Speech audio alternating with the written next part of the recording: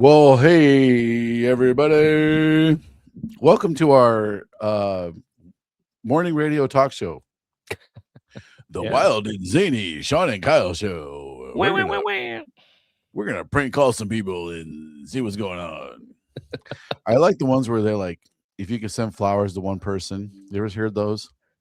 No, who's Well, that? some dude will call and be like, I think my wife's cheating on me, or vice versa.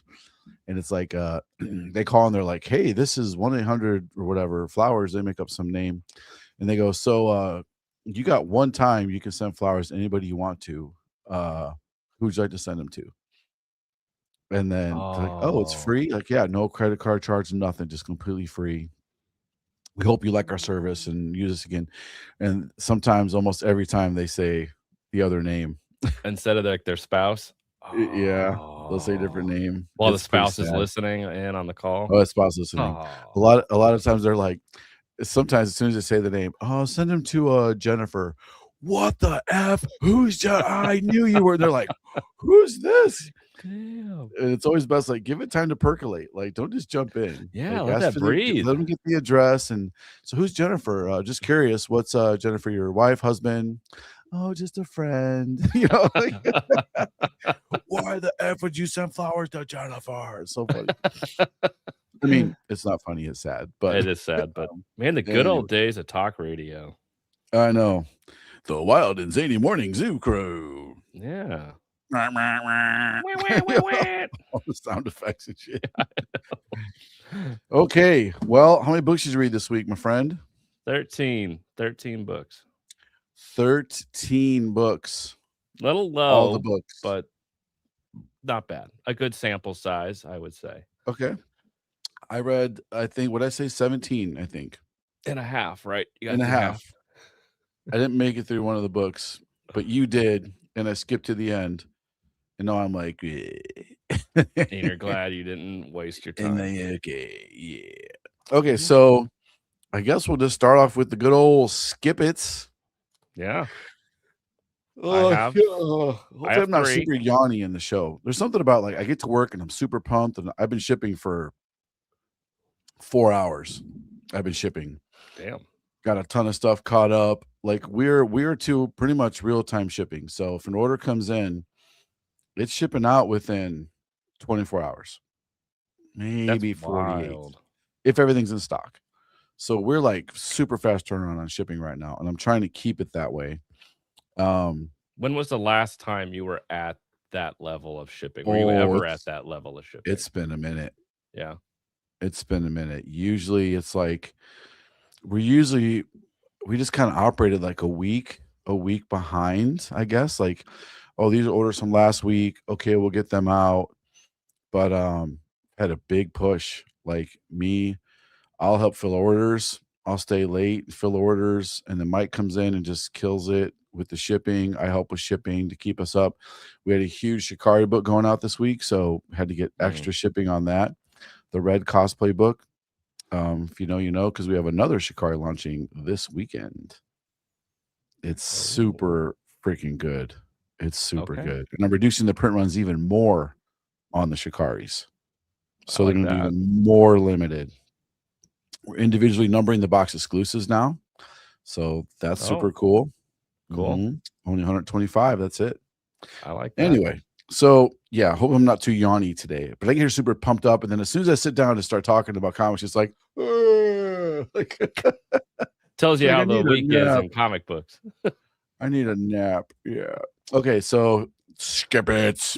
Yeah. Well, we just What talked you about got, sir? 7 Wives. Oh, you know, I don't like it. Well, I half watched it, read it, Reddit. watched it. I half read it. I like Reddit. I half, yeah. So when I skipped to the end, I was kind of barely hanging on there. Okay, so dude gets murdered. Yeah. Here we go. They're interviewing his wife, and one of them. Yeah, one of the wives, the main wife, and then I was kind of like, "Is this what it's going to be like? Are we just like, you know, are we this what we're doing now?" Yeah. But yeah, go ahead. So yeah, guy gets murdered. Um, and the art in this is very subpar. The art doesn't even help lift the story up at all. It's just as boring and drab and plain as this story seems to be. So this guy gets Yeah. murdered. Cops show up, they're talking, some detectives, and they're like, "Oh, are these Mormons?" And one of them's like, "No, they're a fundamentalist sect of Latter-day Saints or something." It's like, okay, a sect of a sect of a sect of a sect. Okay, so these are a bunch of cuckoo nut jobs. Okay, got it. They have their own little belief system. Okay. Yeah. So then that's when the story unfolds of how this family works. Because you see them, I'm like, what year does this take place? Because they're living like it's 1820, like on the prairie. Like they got these long gowns, like it's like they're churning butter and shit. I'm like, what the hell? Like, it just looked very odd. And so these detectives are just interviewing them about who was this guy and how did you know him and this, that, and the other. And then this female detective is just slowly unraveling this family and how weird they are. And then you find out the twist, not twist, kind of twist at the end of this. And I'm like, don't care. The twist was super disappointing. I was Yeah. like, that's it. Like that's the killer. Right. Urs. So I was like, and this thing was too boring. long, boring, too long, way too much. I mean, there was so much dialogue, so much talking and standing in a room and talking, sitting down and talking, cutting food and talking. It's like, oh my Lord, just get to it. Uh, 40 pages. There's no ads in it. Few ads in the back, but you get a solid 40 pages of story. You're in it. Maybe You're in it. 42, 41, 42. Solid 40 pages of story. Yeah. I was just not intrigued. For only $5. I know. I just wasn't intrigued. I was like, Me either. eh. Like I said, I read the first fourth of it. Here's how I read it. I read the first fourth of it. I stopped reading it. I told Kyle I wish I would have read it. And then he said, don't bother. And I said, oh, let me skip to the end. I saw what was revealed at the end, and I was like, yeah, I'm glad I didn't spend the rest of the time reading this. Yes. So much of it is just Yeah. pointless, Yeah. drivel, just lazy dialogue, and don't even care about the detectives at all. Yeah, it's just boring. Yeah, and, like, I get the setting is this Mormon or not Mormon, it's what, a Latter-day Saint religious cult compound, and Yeah, that's they're basically legal crazies, pretty much. Yeah. And, I mean, it's just another version of Christianity. They can justify their belief just like anyone else can.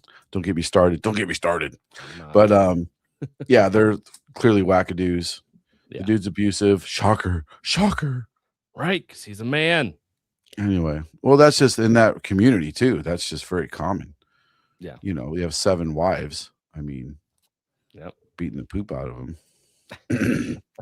uppity ladies got to be kept in their roles or whatever. Mhm. Okay, so yeah, that's a skip it. Yeah. What else you got, sir? Almost on not quite the same line, but a different line. I have Odin, number 1. Oh, I hated this book. well, Hated I met it. Okay. But let's discuss it. It doesn't surprise me that you skipped this book. Yeah, I know. It doesn't surprise. This is not your vibe, not your jam. It's not me. Like, this is anti-me, like, almost 100%. And pretty much anything that I would hate is pretty much in this book. Like, Yeah. it's every trope, every James Tynion you can think of story is all wrapped into this story. Yeah. Well, James Tynion and Marguerite Bennett. So Yes. I've enjoyed some of Marguerite Bennett stuff. But yeah, I mean, it doesn't surprise me at all that you didn't like the story. Yeah. So you have the obnoxious female lead who is just I wanted to punch her in the face, like, so badly. The undercover reporter Who's super cool, and I'm gonna undercover this group of Nazi white supremacists who are stupid, thinking we're Vikings, so we're gonna go off into the woods on some spiritual journey, take some acid. They're going to the motherland. Yeah. where and all white she's people came yep, from all the white people, in and she's Norway or just some shit. she's sitting on this bus just pissed off like these oh my god, I can't stand all these white people.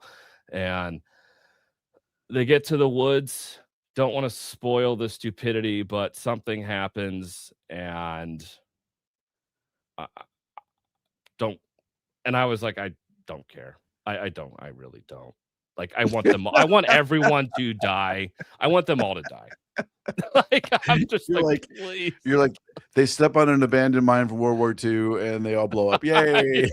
That 10 out of 10, the greatest story ever.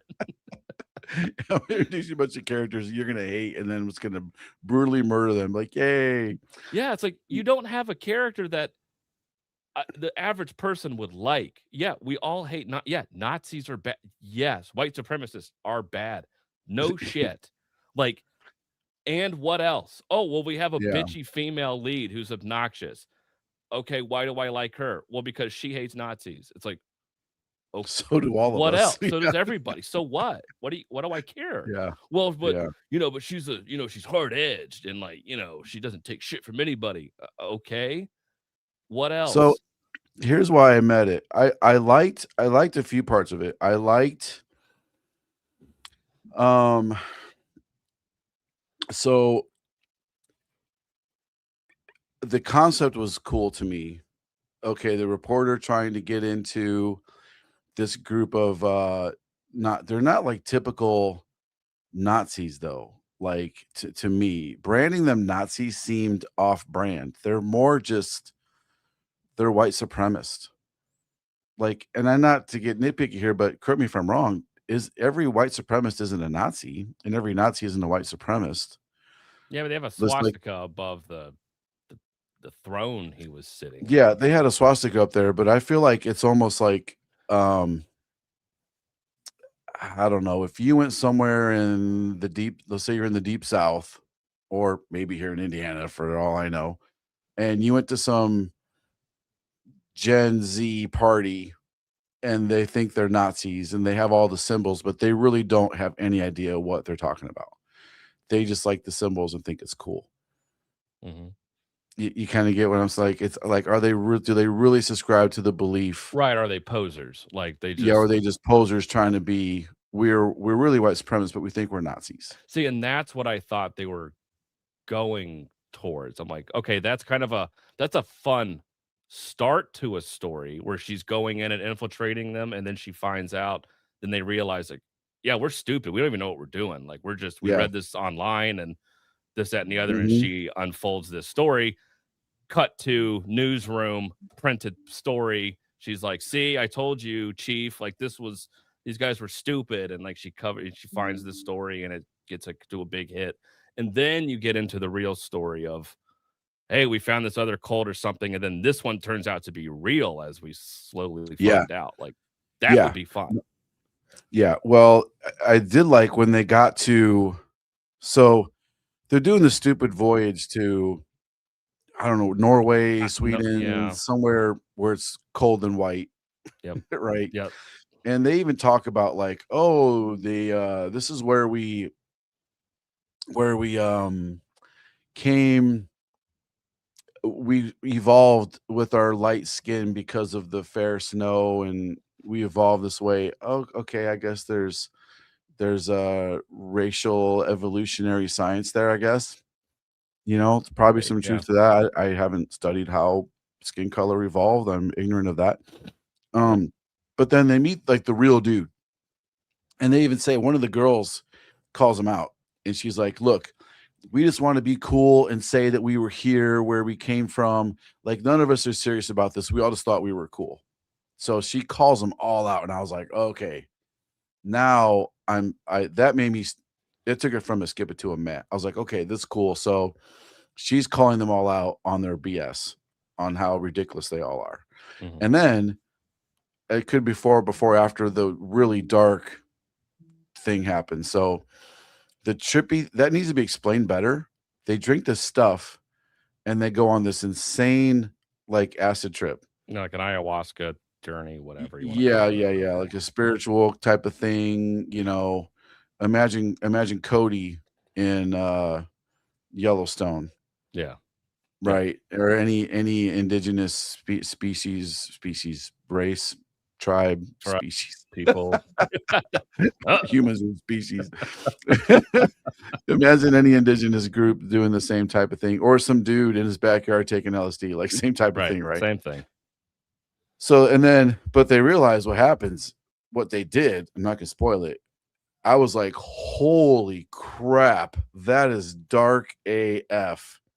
Yeah. And that's terrifying. I was Yeah. like, holy crap.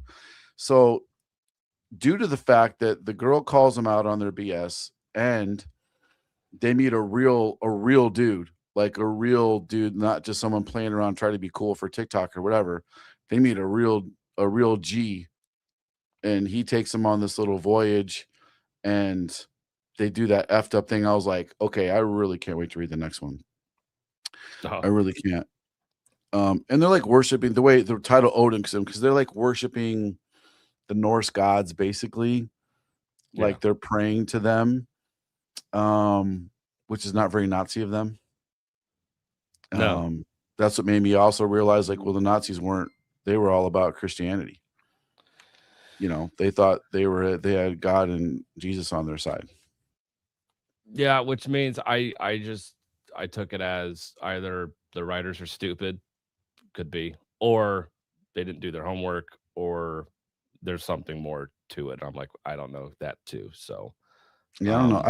I don't know. I've noticed it. I've noticed James Tynion when he did Department of Truth, right? I'm sure he did a lot of research on that book, and then he came up with all these.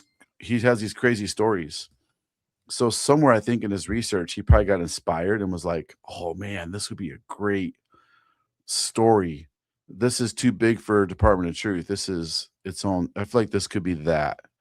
I'm basing that on Yeah. absolutely nothing. I made that whole thing up in my brain. That But that could be. That could be a that's thing kind of for the sure. vibe I get. Or maybe he just likes occulty conspiracy theory stuff, Who which does doesn't? lead to a They're lot of, fun. They are fun yeah, to believe it is. this weird shit It leads happens. to Yeah. some good stories. But I knew you were gonna skip it. As soon as I got halfway there, I was like, "Oh, Kyle's like hating every moment." I wish I could be a fly on the wall watching you read this. You'd probably just hear Vengeance like, "Jesus Christ, this is stupid. Look at this I idiot." read this. This was on Lunar Preview, what, a month ago? I read this like a month ago. I was just like, you have got to be kidding. And I was really pissed because I bought the Jonathan Wayshack cover before I read the book, and I was like, dang it, got me. Yeah, well, the covers are cool. We do have I mean, again, we don't shill. That's the topic of the week. Shilling topic of the week. But we do have an exclusive for this dropping tomorrow. It's a really cool There you cover go. by Sheldon Buchert. But anyway, yeah, it was a man for me. Let's see, if I was a shill, I'd be like, "Oh, this is the greatest book I've ever read." Well, me too. I would have been like, you guys got to pick this up and get the Comics of the Yeah. Week covers because it's amazing. Pick of the week. Yeah, thanks. Here's your cut from the sale, Kyle. Thanks, man. You know, like Right. no shilling here, man. We just call it like we see None. it, exclusive or not. Sorry. We're coming for the truth, and we're gonna give you the truth. But that doesn't mean you can't have. I still bought a cover for the damn book and I hate it. So what does that tell you? Hey, it's a met for me. I'm looking forward to the next one, see what happens. Okay. Yeah. You know, that could be right, Mr. Game. Huh? Well, yeah. It doesn't surprise me. that doesn't surprise me at all. Yeah, it doesn't surprise me at all. Yeah. White people do stupid shit. Mm-hmm. I know I'm one of Tripping. them. Me too. Okay, what else you got? Last one. Look, this whole series, this Predator Bloodshed. It's so stupid. Yeah.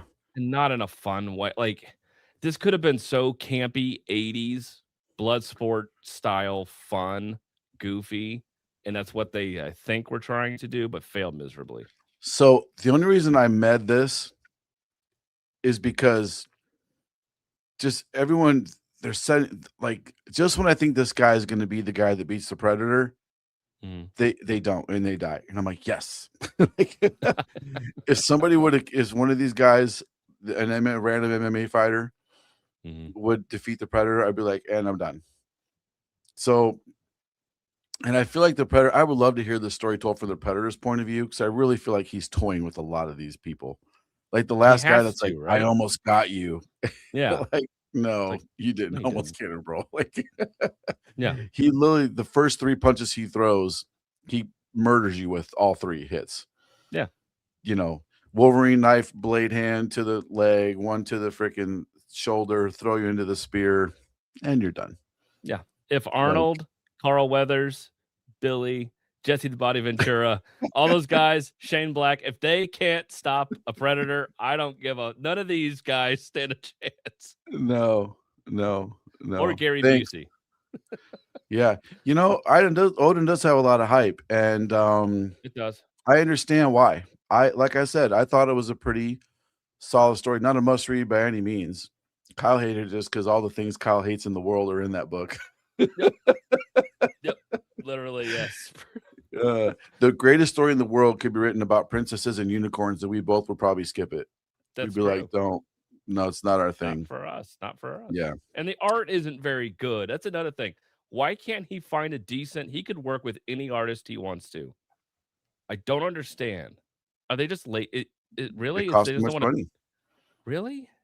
They hit the But good enough button. I've noticed that a lot of Image books, bro. I'm not going to blame Image as a publisher because Image just publishes what the creators do. that's true. But a lot of indie published books, they have no budget for interior art. You know, imagine if your interior art was $50 a page. I mean, you'd have some garbage art. You know what I It'd be mean? terrible. I know. It would be And the that's point where you don't make it. You're just like, okay, this isn't. I mean, that's extreme, but there's a lot of these overseas guys, they'll work for $90 a page. Oh. 110, 90, 110, 150 is high for them. Wow. For my books, I pay 200, 220 a page. Just pencils and inks, no colors. No colors, yeah.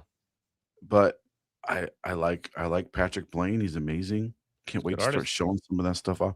Okay, so yeah, Yeah, I met it. I don't like this story. It's not fun. It's not 80s camp fun. It's just I don't like these characters. Again, there's none of that. Again, like Bloodsport, Mortal Kombat, something like that, where this tournament is going on and the Predator literally is just there for reasons. Don't even explain how he even got there, why he's there. Did something draw him there? Did this billionaire bring a Predator there? We don't know. Because probably Well, not, judging by what happened. So, Well, I kind of get the impression. I did kind of get the impression that they do bring the predators there I thought so too, but then I was like, well, because his if you partner didn't got have a killed by him. contingency plan in place, then Yeah, remember that dude's part. I feel like this is every year the predator just shows up. yeah, Isn't this an homage cover also? this has to be a Wolverine homage, right? I was gonna say, bro, this looks very much like a Jim Lee Wolverine homage cover, Yeah, it does. but it doesn't say after on the cover. I mean, I know I'm being a picky little bitch right now. And why isn't that's a horizontal picture and they didn't do it horizontally? I'm looking up Jim Lee covers right now for the X-Men. I know exactly the one I'm thinking of. It's Wolverine. Damn it, who's coming? Who the hell's that character on the cover? That could be literally anybody. I know. I can see it right in my brain. Okay, let's move on while I look for this cover. No, I'm not gonna be able to think until. Okay, you have to carry the show like usual. Okay. So that's it for Okay. my skip its though. Well, okay. What else? So do you have any more? Do you have some Yeah. more skip its? I have Fantastic Four 11. Okay, I didn't read Fantastic Four. Um, Ever oh, since here this it new is. arc, I flipped through it. I wasn't interested.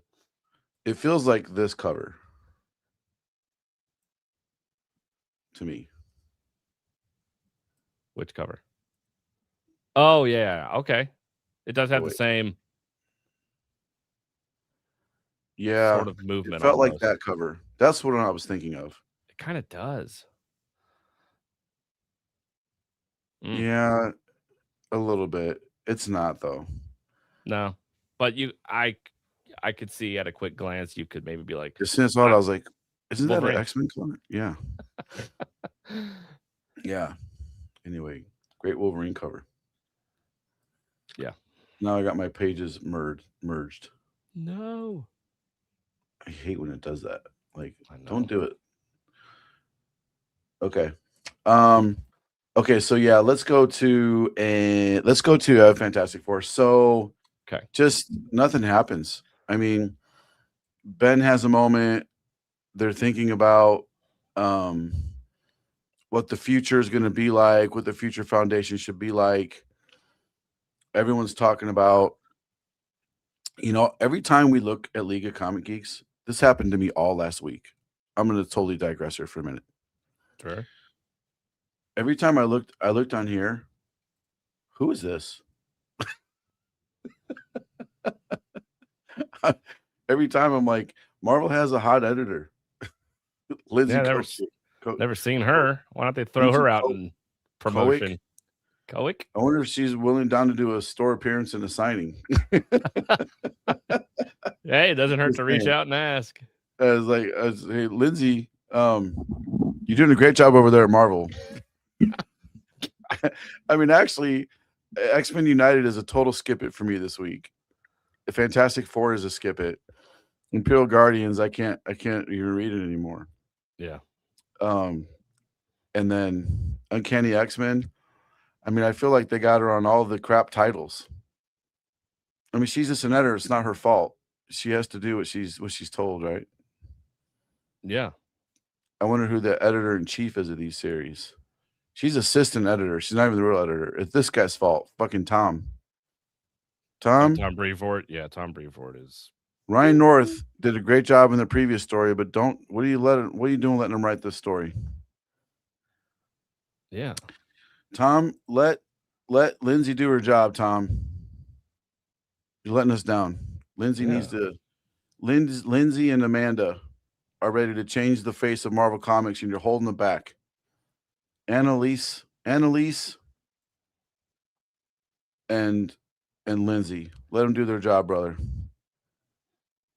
Okay, I digress. So, well, her pronouns are she, her. So if that helps. Oh, that's good. You never know. She looks like a she, her. She does. You mean Tom's pronouns? Yeah, right. Stupid. Tom is.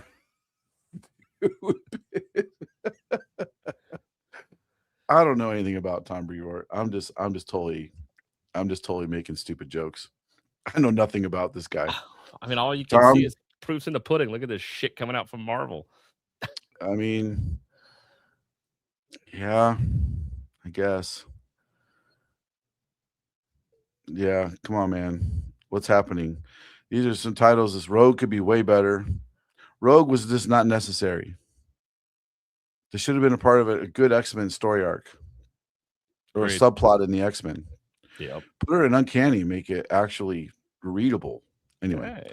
Okay, so just nothing happens. There you go. Covered it. It's a cool cover. That's the Magic the Gathering. And they're talking about this future foundation, and they're trying to figure out what the future foundation is going to be, and you never really get an answer. She's not in it. Yeah, Invincible. What? She's comatose. Well, okay, she is in it, but she's in a coma. Yeah, they knocked her out. She's donezo. Yep. Yeah. I skimmed through it, the issue, and I'm just like, once she's gone, and I know she'll come back, but I'm like, this is boring. And now it's picking up the pieces. Here's your first appearance of the Future Foundation. You ready? I'm gonna spoil it for everybody. Get ready. Okay. Here you go. That's it. Yay. That's it. It's a giant building. The future. We invite you to join us. It's just such a non-story. And then X-Men United. Okay, I didn't read that. Good Lord and baby Jesus. Can we get like Captain America wants to make amends to all the people that were affected by the super soldier experiments. Yeah. So he goes to the X-Men and is like, hey, well, Emma opens it up to non-mutant heroes like, hey, our new academy can help you. Oh, yeah. So they go see this dude. He's pissed. He's super angry. He's just raging out. This one lady has a power she's totally like an empath, and she can just say words and then she can do it. So she says like hypnotherapy, and then she starts talking to him, and all of a sudden he's hypnotized. Okay. It's super weird. And of course they're just fighting, and it's just dumb. It's so dumb. No one, I don't know who half these characters are. X-23, nobody knows how to write this character. She was in a time vault that slowed down time, and she lived in that time vault for like 800 years. Mm. She fell in love with what's his name? Not Sync. The other mutant that can just adapt. Drawing a blank. Damn it. Darwin, not Darwin.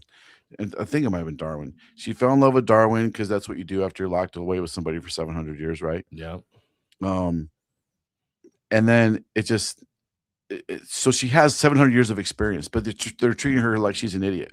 They're like, stop attacking. She's like, rawr, just attacking. Like, she would be the first one to be like, whoa, why are you mad, bro? Let's talk this out. What's up? Take a chill pill. Right?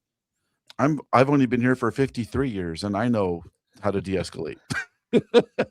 Well, you are a man who knows how to control your emotions, so that's true. But yeah, they're making her out to be a crazy woman. Wow. That's a trope.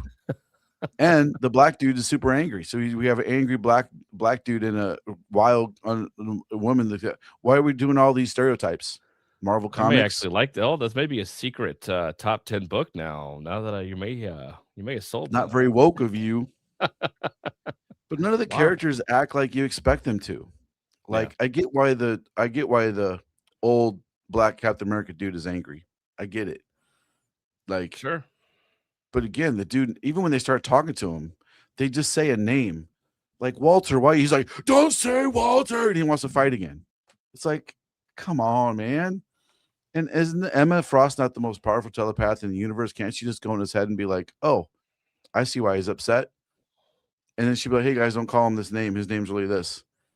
Little heads up there. Yeah. Anyway, well, but there's so many problems with this book. I could see did he not sign up for the Super Soldier program? No, they were like made to do it in the 60s. And well, they signed up, but then they were abused and totally. But you're in the military, of people died. Though, right? What's that again? But you're in the military, though, right? So you're following orders. So yeah, but why are you mad? Why are they mad? Yeah, but and then his brother got burned alive by the KKK. So he had faced a lot of racists back in the day. It's like telling his backstory. And then he signed up for they're trying to replicate the process. He lost a lot of his friends during the process, but he got this power to make these giant shield things on his arm. So it makes no sense. It's dumb. And what's disappointing is Ewing is writing it. I'm not picking my nose, but it's Eve Ewing. Oh, Eve. Okay. Anyway, yeah. Where's X-Men fighting Sentinels and Apocalypse or something? Where's just the X-Men? Right. Finding a world that hates and fears them. Yeah. Like they were fighting against prejudice and racism and being the outcast and being true heroes. I don't know. Yeah. So anyway, those are my skip-its. Okay. Meh. I have 2 mehs. I have a lot of mehs. Okay. I have quite the amount of mehs. So I already talked about Predator. Okay. Yep. We talked about Odin. Yeah. Solid meh. Let's look through those covers real quick. There's a lot. I mean, there were probably a lot, I'm assuming. Yeah, all the subsequent printings of Battle Beast throughout this week too. Quick sidetrack. Oh, yeah. If you guys are behind in your reading, Battle Beast, 7th print, bro. 7th print. Jeez. Number 2, great cover.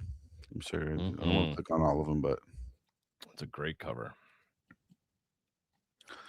Battle Beast number 2, 4th print. Number 3, 4th print. Love this cover.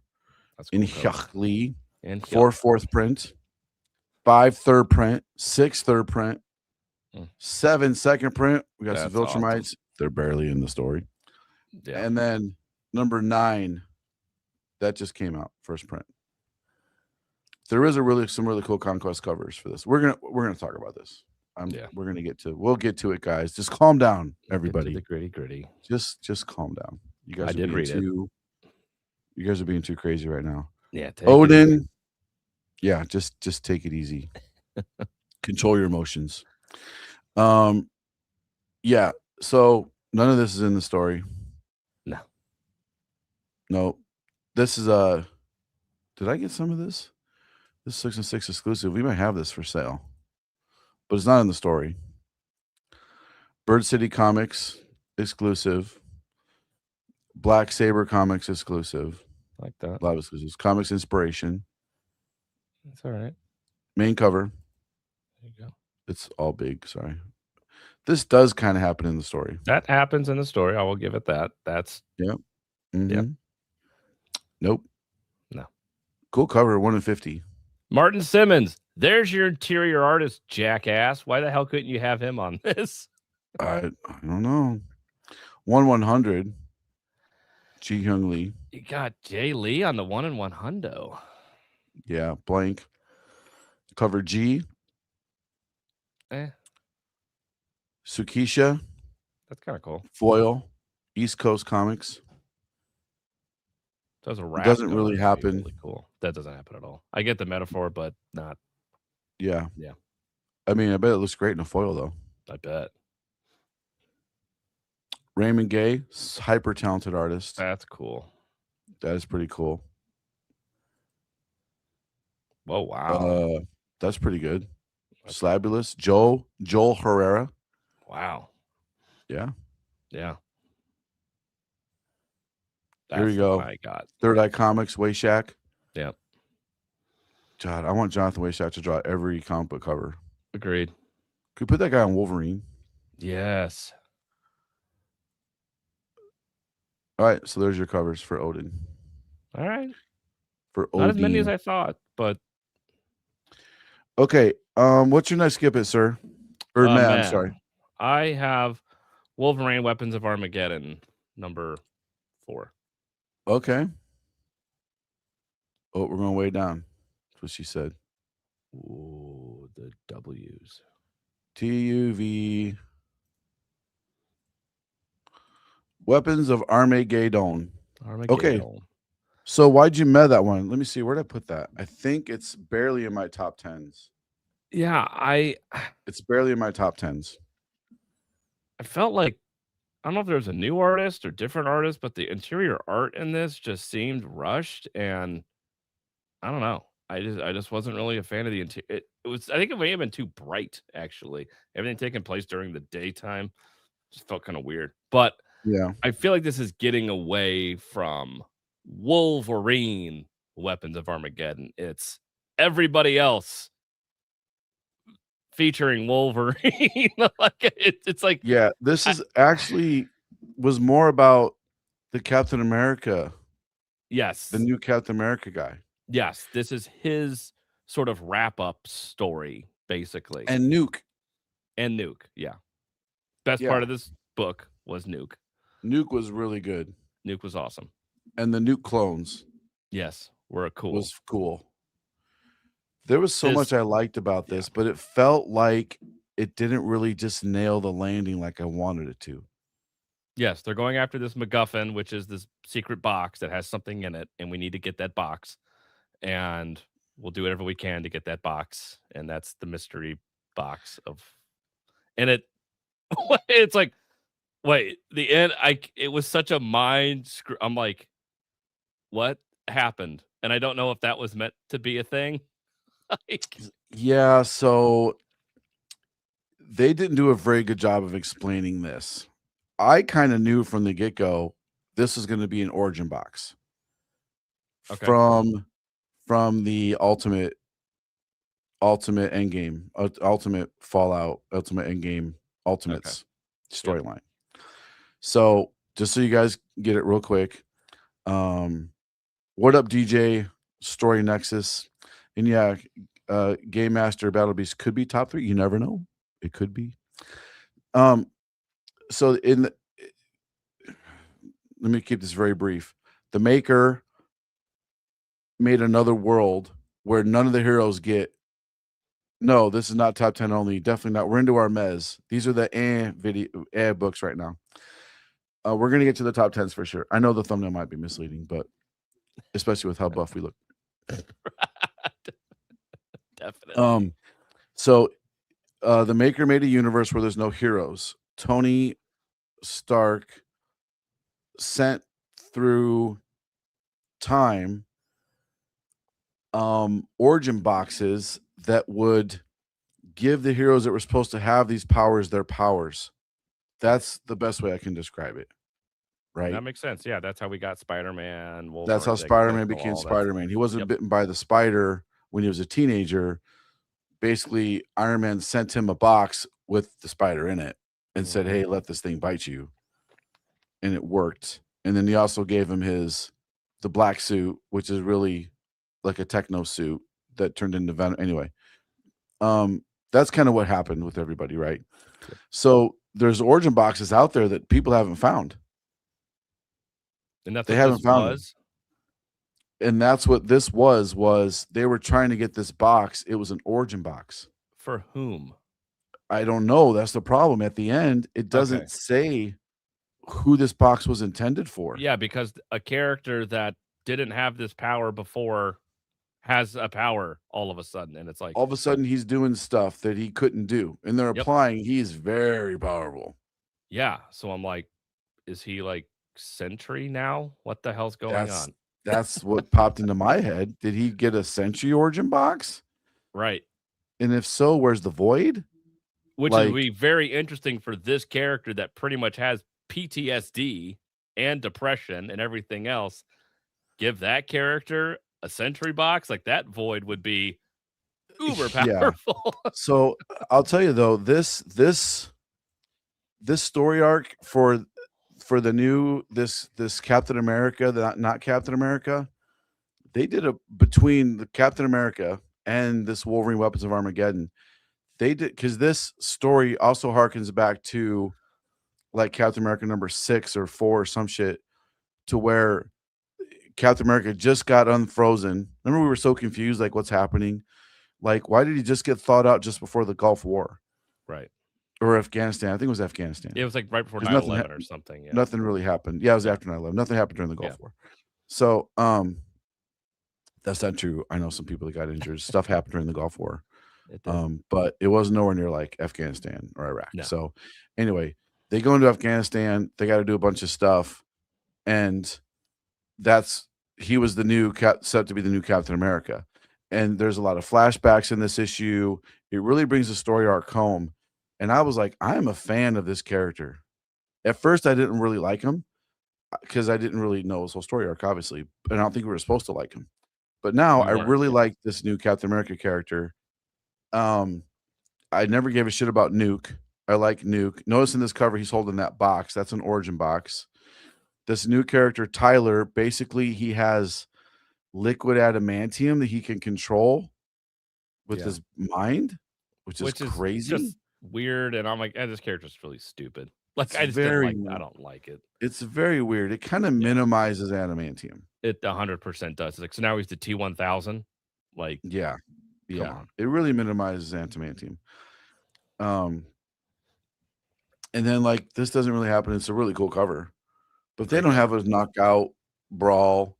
No. If anything, they become really good friends. Really. Yes, they do. He runs around with the shield a lot, but he doesn't really use it. Nope. He just carrying it. Yep.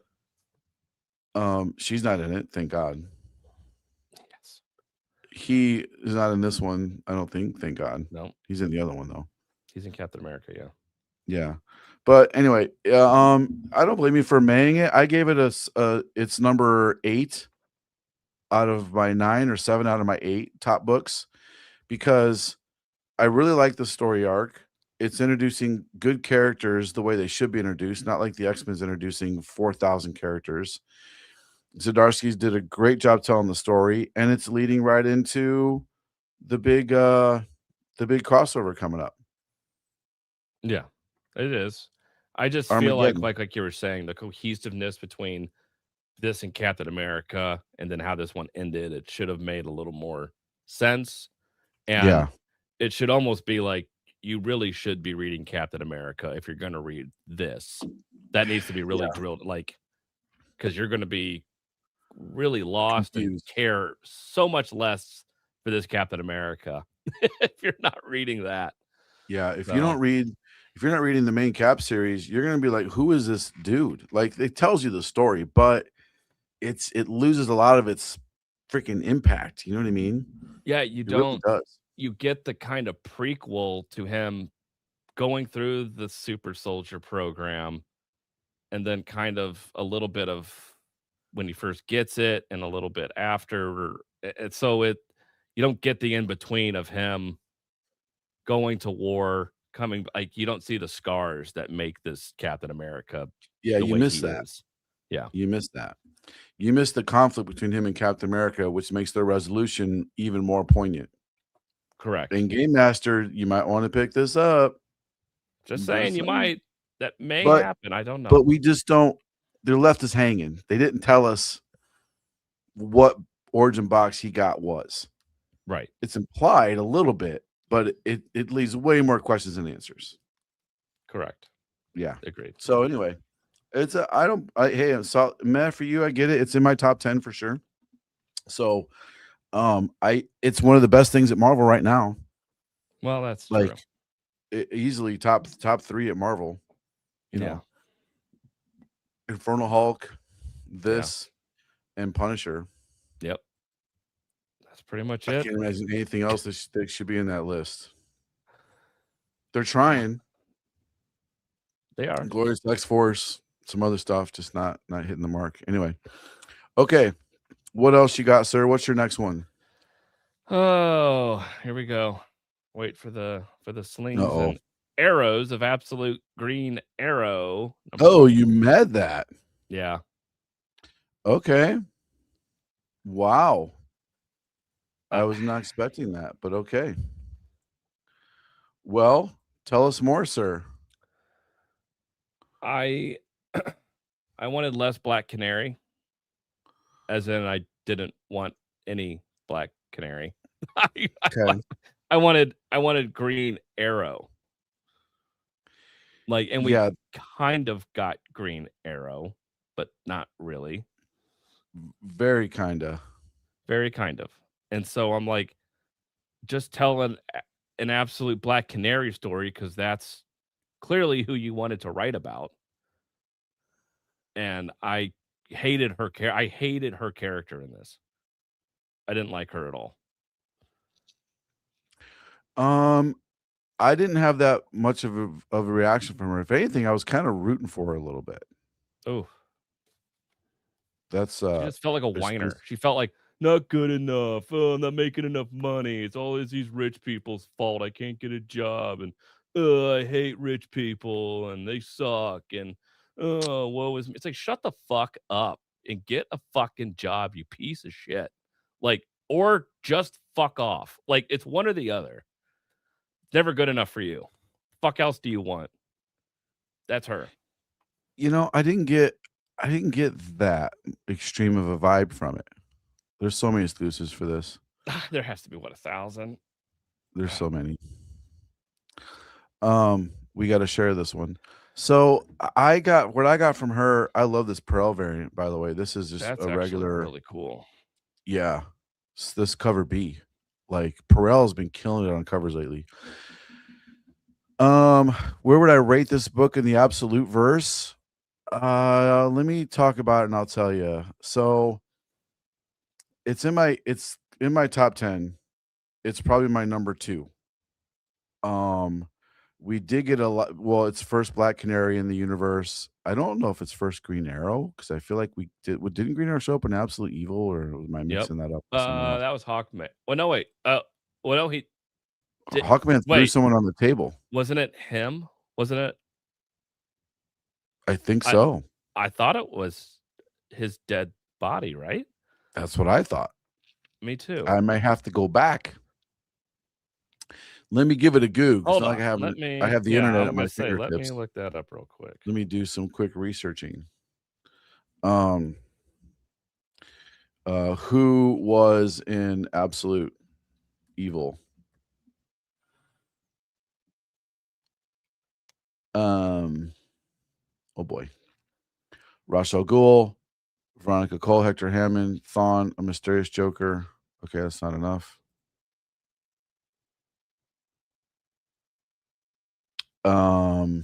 Yeah. It features appearances by Oliver Queen, Green Arrow, and his tragic confrontation with Jubal Slade, culminating in Oliver's death at the hands of Hawkman. So yeah, There you go. it was him. So it's not his first appearance, really. You know, Yeah, it's like but I guess it's first appearance in this form. So Yep. basically, we don't really know anything about Green Arrow right now. We get a little bit of origin story. He was regular dude, invented an app, became a billionaire, and then he died. Yep. Green or Black Canary is connected to them. We won't really say why. Black Canary is connected to them. She's a MMA fighter, didn't really make it. Now she's kind of a bodyguard. And now she gets assigned by her company to guard somebody she really doesn't want to guard. She doesn't like guarding these super rich people, basically. Yes. But she needs money, so she has to, because her dad's hurting. And Hector Hammond, who, if I'm correct me if I'm wrong, he's a Joker, right? Hector Hammond is the big-headed guy from Green Lantern.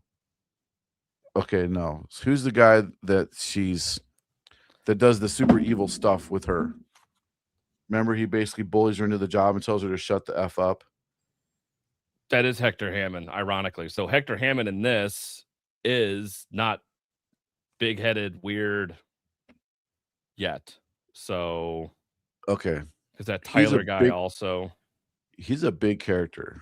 He's a huge character. He's a big character. He's a big evil villain in Green Lantern. So I'm like, when they said, I was like, what? Yeah, Hector Hammond in the Absolute Universe. See, I'm not well versed on my. Oh yeah, Yeah. This guy. Hold on. Yeah, he's this dude. Yes, there you go. That's Hector Hammond. So I'm like, oh, he looks like Howard Stark here. Look at that. Yeah, that's Hector Hammond in the main universe. Yeah, that's how I know him.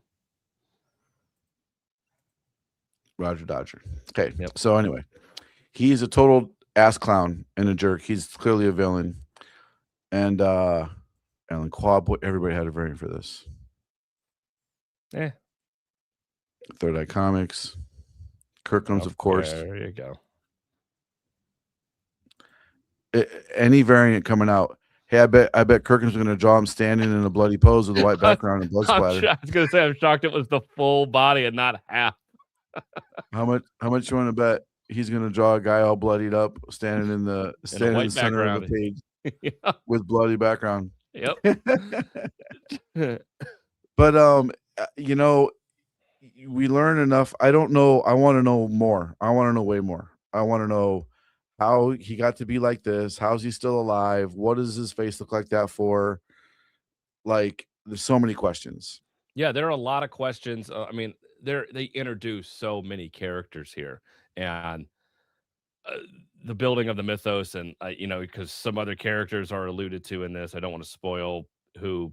There's 3 other characters that are also alluded to, and I'm like, okay, what does this mean? And I love this version of Green Arrow, though. I mean, he is an angel of death. Like, he is like the Phantasm in Batman Master of the Phantasm. Like, he is out for blood, and what he does to some of the people to get revenge is awesome. His arrows and what's on the arrows that he uses, I mean, awesome. It's not a boxing glove arrow that he's using. And then how his bow turns into, that was cool. I was like, that is badass. Like, some really cool stuff here. The character design, so awesome. Yeah, this makes more sense now. It's like, why does it look like two knives for a bow? Yeah. Like, oh, It's like, oh, it's 'cause it right there in is. front of our faces, and no one. I didn't see I it didn't coming at all. I didn't either until I saw it in the comic. I'm like, "Oh, that's badass." So freaking cool, Yeah, especially with there's a how they lot. introduce it. Yeah, I love it. Yeah, There's a lot to like in here. Action is great. The art is fantastic. Um, again, I just didn't like Black Canary character and wrapping it around her. I get why they do it, obviously, because of who they it are it's together. kind of It makes told from sense. yeah, it's told from her point of view, really. Yes. Yeah, yeah, it's her understanding of events. Mhm. So I liked it. I mean, major key factor. I think it's a great addition to the Absolute Universe. I think they needed something like this. They don't need a prankster, jokester swinging from the rooftops, shooting arrows at people. Agree. Like this is fits right in with the Absolute Universe. I don't think it's Roy, Game Master. Good theory though, Yeah. From the because we haven't story, even it's yeah. yeah, they haven't introduced Roy at all. I don't believe. He's mentioned in this, but, uh, I missed that mention. yeah, it's on one of the earlier pages when we I see one believe of you. so I don't wanna spoil, but he's Okay. mentioned and a few others are mentioned. Um, Um, yeah, so it's good. You guys got it's a to me, it's a must read, especially in the Absolute Universe. You got to it's read my this book. 3rd favorite. It's behind Batman and Superman, and then this one for sure, Oh, okay. right now. So, It would definitely be my fourth. I mean, of yeah, course, Wonder Woman you're gonna have, yeah, I yeah. like Wonder Woman a lot. Superman. Right now, Superman is definitely ahead of Wonder Woman. Current arc. Yeah. Batman, Superman with the King Shazam storyline, absolutely number two. Then I would say Wonder Woman. Her related story arc is really losing me. And then this one. This one's ahead of Flash, Oh, yeah. Green Lantern, Oh, yeah. Martian Crap Hunter. Oh, yeah. Oh no, it got all the Eisner Oh, wait, awards. that's the Eisner winner, potential Eisner winner. Greatest Whatever. comic of all time, of course, sorry. Unreadable. Sorry, yeah. Unreadable. It's not Eisner's cool enough. We just don't get it, man. stupid. Yeah, we're not cool enough to get it. I only read 20 Yeah. comics a week, but with my limited knowledge, That's right. You need to read yeah, more Distillery, then you'll appreciate it. I guess. Okay, what's your next mess, sir? That's it. The rest are What? tops. That's it. I have so many mess. Okay. Okay, Venom. Didn't read Venom. You need to give this a read. Okay. I know you hate it. This is what the last ASM issue should have been. Oh, okay. This all the things I wanted ASM to talk about. Venom throwing Death Spiral off the roof. Mhm. Yeah. Her and Peter needing to have a serious talk because Peter's been gone and she dated this dude and now he's dead. Like, and she's got a lot to deal with. Like, She has I'm more kids. interested in Mary Jane right now as a character after Death Spiral than I am Peter Parker. 100%. Mary Jane right now is a much more fascinating character to me. This dude she was dating died. Good. Her or Venom threw a dude off of a rooftop. Yep. She's trying to this is really good with her. It's going to sound corny, but it's not. So her and Venom are trying to figure out like who did that? Mhm. Like who let that happen? Like we both could have stopped it, but neither one of us did. Because they're not bonded. Remember, they're not symbiotically bonded. They're just she's just wearing him and her like a skin suit, basically. In this issue, it's also kind of a key, and I don't want to spoil it, but they, Venom and Mary Jane, make a decision to eliminate that problem. I'm trying not to spoil it. And then you get a big reveal on the last page. Now, if you paid attention to FOC, you kind of know what that reveal was. She's no longer buff Mary Jane Venom.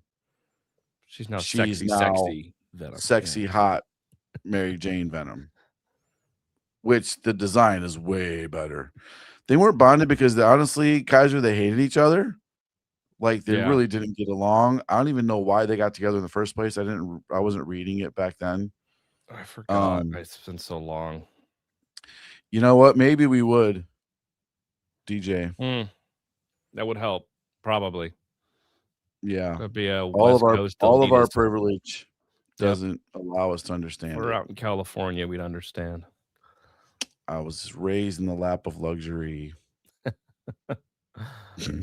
Yeah, me too. None of that's true. No. So yeah, Venom. Let me put it on the screen here. It's I think you should read it. I really think you would enjoy it, and I think if you did read it, you probably would have made it a meh.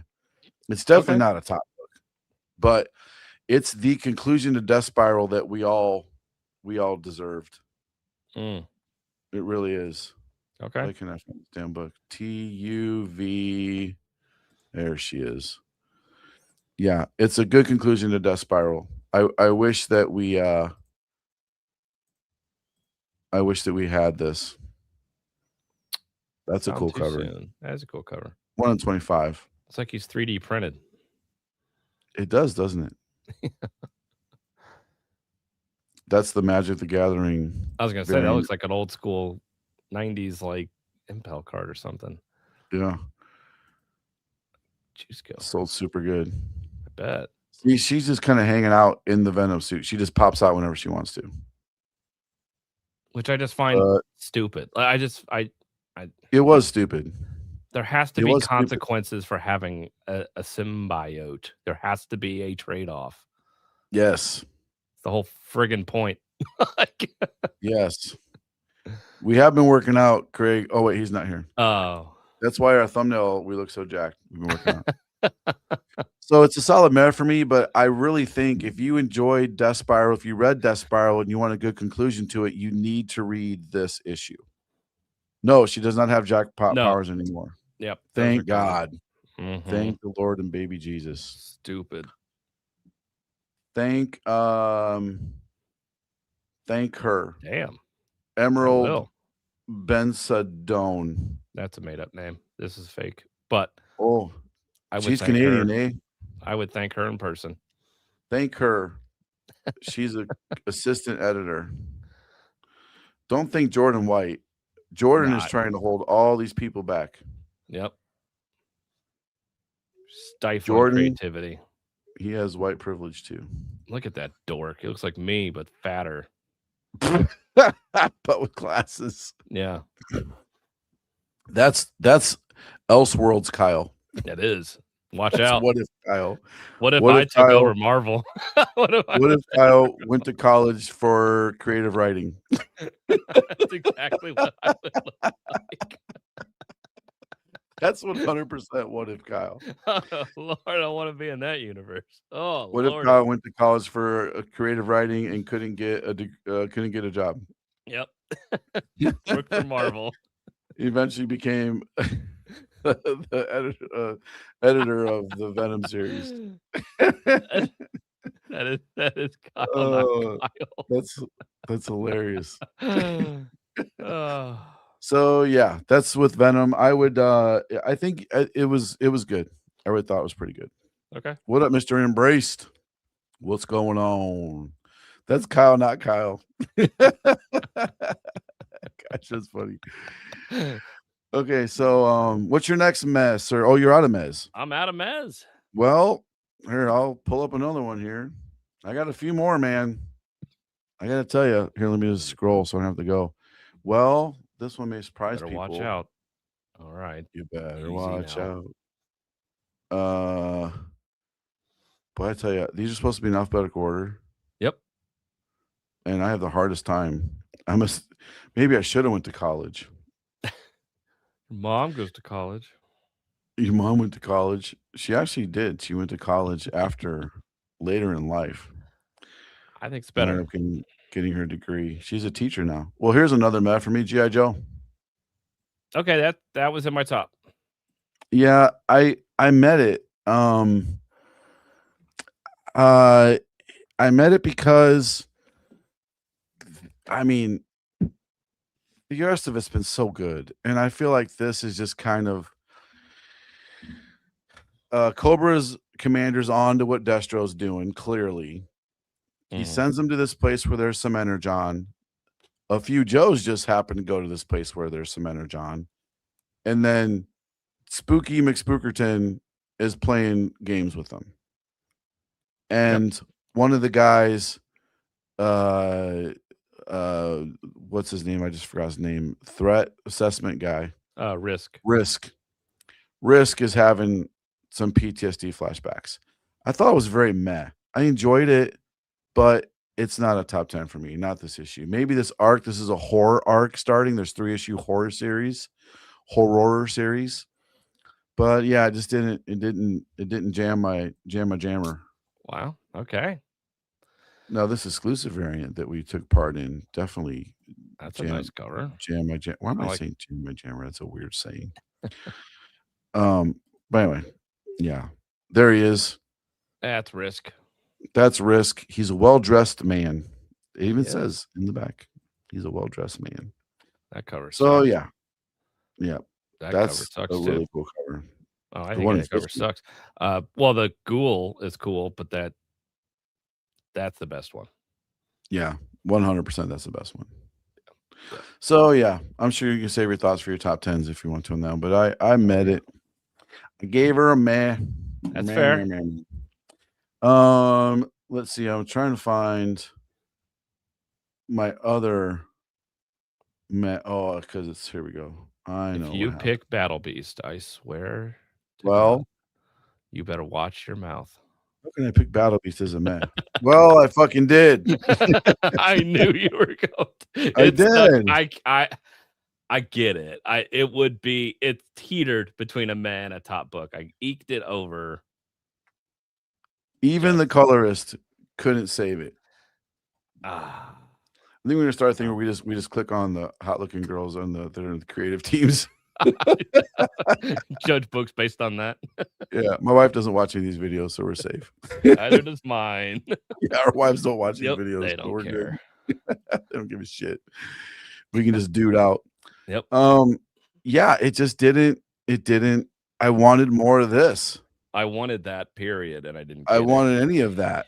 Yeah. And no, it was just a lot of kind of touchy feely. These are the filler issues that Battle Beast has had. There've been a couple of them to where it just is. It just here. For Take someone- a breather. For someone who doesn't like talky issues, you should have or skipped this because of how talky it is. I almost did, but You're talky subjective. I kind of am. Well, okay, this is different talkie. First off, these are actual characters. This is from a real writer and a real artist. They're characters with arcs that Yes. that's a kick-ass That pairing. Good the may East be Coast the cover. comics. Is that a medal? Holy, that should be a medal. I haven't out. They don't do medals in Image. They should. That's a metal cover if I've ever I seen know. one. I can produce them. Our printer can make the medals. Oh, you should do that. Yeah. That's an amazing Vegas cover for who? That'd 10 be cool. forward. Spot foil. 10 forward comics. Never heard of them. We will be in amazing Vegas. See, this cover sucks. Yeah, that's a good one. That's good. Yeah, that's a lame ass cover. This is such a dumb cover. So there's a really cool opening scene. Yep. We wrap up the conclusion with the Juggernauts, right? I think that's who they were. Yep. Which is cool. And then we get character development. Yes. And some more character development. And some fleshing out of the relationship of him and his friend. Because he has a friend now. Little alien dude who's the king of this planet. Yeah, the Man Show. This pretty much is our version of the Man Show. I just don't care. Right. Yeah. I don't care. I don't have to answer anybody except for you guys and my wife. And my wife doesn't care either. My wife would be like, "Oh, you're talking about girls and things like whatever." She's like, "I'm going nowhere." Right. I'm not going anywhere. Yep. My wife drools over all the dudes and all her reality shows she watches too. So whatever. Exactly. We're all human, right? We're Yep. all human. But yeah, I just wanted some of this. Can I just get some of that, please? when you put Conquest on basically 90% of the covers, Yeah. what the hell? Yeah. And then there's no conquesting. Like, I'm assuming we're setting up, oh, this planet that this gobbledygook Gleep Glop was from has now been not oppressed by the, you know, Goliath and the Colossus, whatever the hell their fucking names were. And now they can rebuild, and they've rebuilt in this amount of time that Battle Beast now has to stay on this planet because they don't have the capability of space travel yet. Yeah. So he has to stay. And The 3 pages that Conquest is on were really well written and really cool. they were great. Like, I can't wait to read. Their interaction was perfect, exactly what you thought it would be. Yep. I mean, they're his characters. I mean, come on, Kirkham made Yeah. this whole, I mean, Been around him for 15 plus almost 20 years now. It's like, yeah, he kind of knows them. yeah.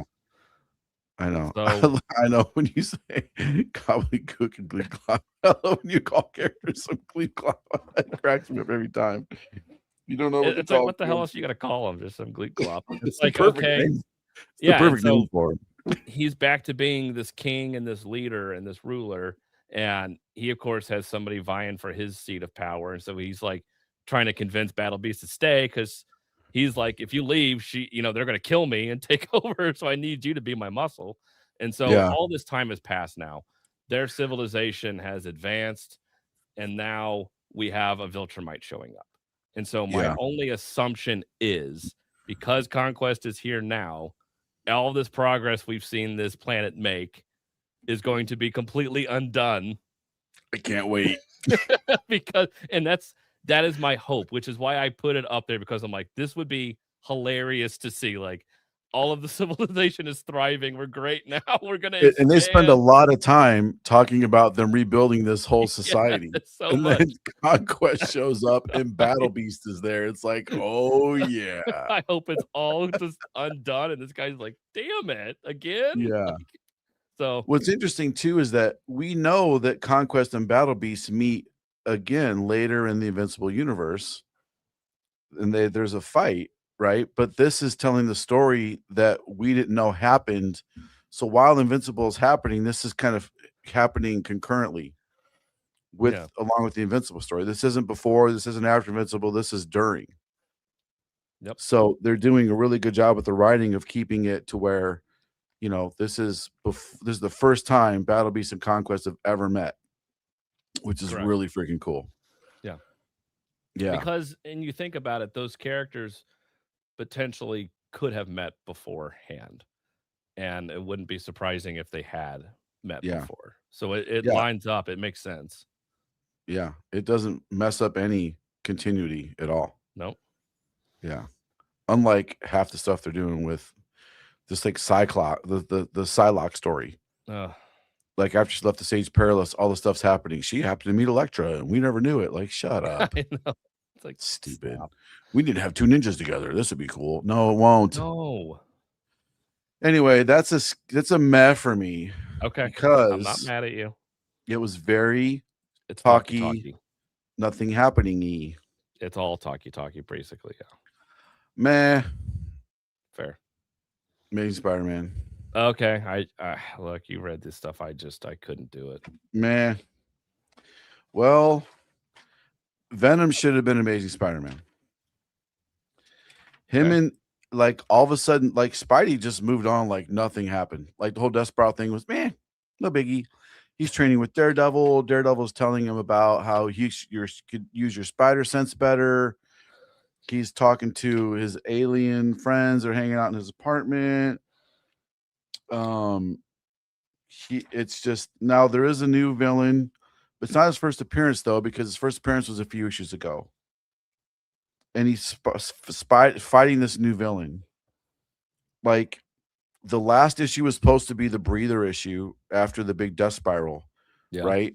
Mm-hmm. But it missed the mark. Venom is actually the breather issue that covers all the plot points that needed to be addressed in ASM. They just breeze over him in ASM. They breeze over them at all. If you're not reading Venom, you're going to feel very unfulfilled by Amazing Spider-Man. What a shame. And where's all the other covers? I was gonna say This is the wrong like one. from the original. Like that's like the first issue. Here of we the go. I'm in the wrong rebranding. one. There we go. Yeah. The Spore guy shows up. It's not his first appearance. Remember, this is a great. Oh yeah, the Spore. That's the guy that worked with him at the Institute of Technology or whatever. Remember a couple years ago, he's sitting there and he's like turning into a sporey thing. Yeah, he's talking to shrooms or something. Yeah. Cool Magic the Gathering variant, especially with the trade dress on it. These are such throwaway covers. Why even bother? So stupid. Just let it rest. These only worked because it worked with Civil War, making half of the entire image red. Terrible decision to bring that back. Dumb idea. These Bermejo Amazing Visions are great. Mm-hmm. They're all pretty good. I love the Magic the Gathering covers. I mean, they're really cool. Again, couldn't care less about Magic the Gathering. I would love all of these covers. We sell the day we get them in and the day we go live on Whatnot, we sell out of every one of these Magic the Gathering covers. Good, you should. They're so cool. They are really cool. I ordered 25, which is kind of a lot for a Whatnot show, thinking they're going to last about a week. They're gone within a day. Gone. Which is awesome. And you're selling for cover price, right? Yeah, it's cover price. That's awesome. Yeah, we don't mark them up. I should probably like the day after. Yeah, if they last. But we're sold out before it's even New Comic Book Day. I was gonna say it's not even New Comic Book Day. Yeah, all those come out tomorrow. All those issues come out tomorrow. Where's it at? They're gone. Yeah. All those are available in comic shops tomorrow. We've already sold out of all of ours. There might be some on the website. Go to Comic Sleet's website. Oh, let me see. Let me go. I'll go right now. Yeah. Live. I'll go right now. Yeah. We appreciate that, Gorski. Yeah, thank you. Yeah, appreciate it. Hey, I always say check your sources. Go to multiple places. See what other people are saying. You can get a better understanding of what you think is good or bad. I do enjoy the Magic the Gathering covers though. But yeah, this story is just it's okay. It's a mess. It's not a skip it. It's not a must read. The Venom is way better. The Venom, if you liked the Despero story arc, I like the beginning. It definitely did it. It missed the end. But the most important thing that happened in that whole series is Mary Jane and Venom threw a dude off of a roof and let him die. That's character development, right? Like 100%. And then they talk about that in Venom and they totally skip over it in Spider-Man. It's a shame. And it is a shame. Doesn't make any sense. You have 6 of those on the website, by the way. Oh, there you go. There's 6 of those left, guys. Yep. I'm probably going to be pulling some of those down to sell on Whatnot. Yep. Okay, next May. Your favorite series. You med this one. I put it in my top, and you med it. That's hilarious. It's my number. It's barely a meh. It's the first one out of my. You topped it. That's awesome. I know. So this cover needs to be in everybody's top 10. Wow, I don't even. The Waystack 1 to 10. Wild, brah. Look at that thing. That is. I could stare at that for days and find new shit. Yeah, it's crazy. Wow. Like I said, Waystack needs to be drawing everything in the world. Yeah. We sold out of all of our ratios of this. That is right there. Golly. Yeah, look at that. Mm. Bruh.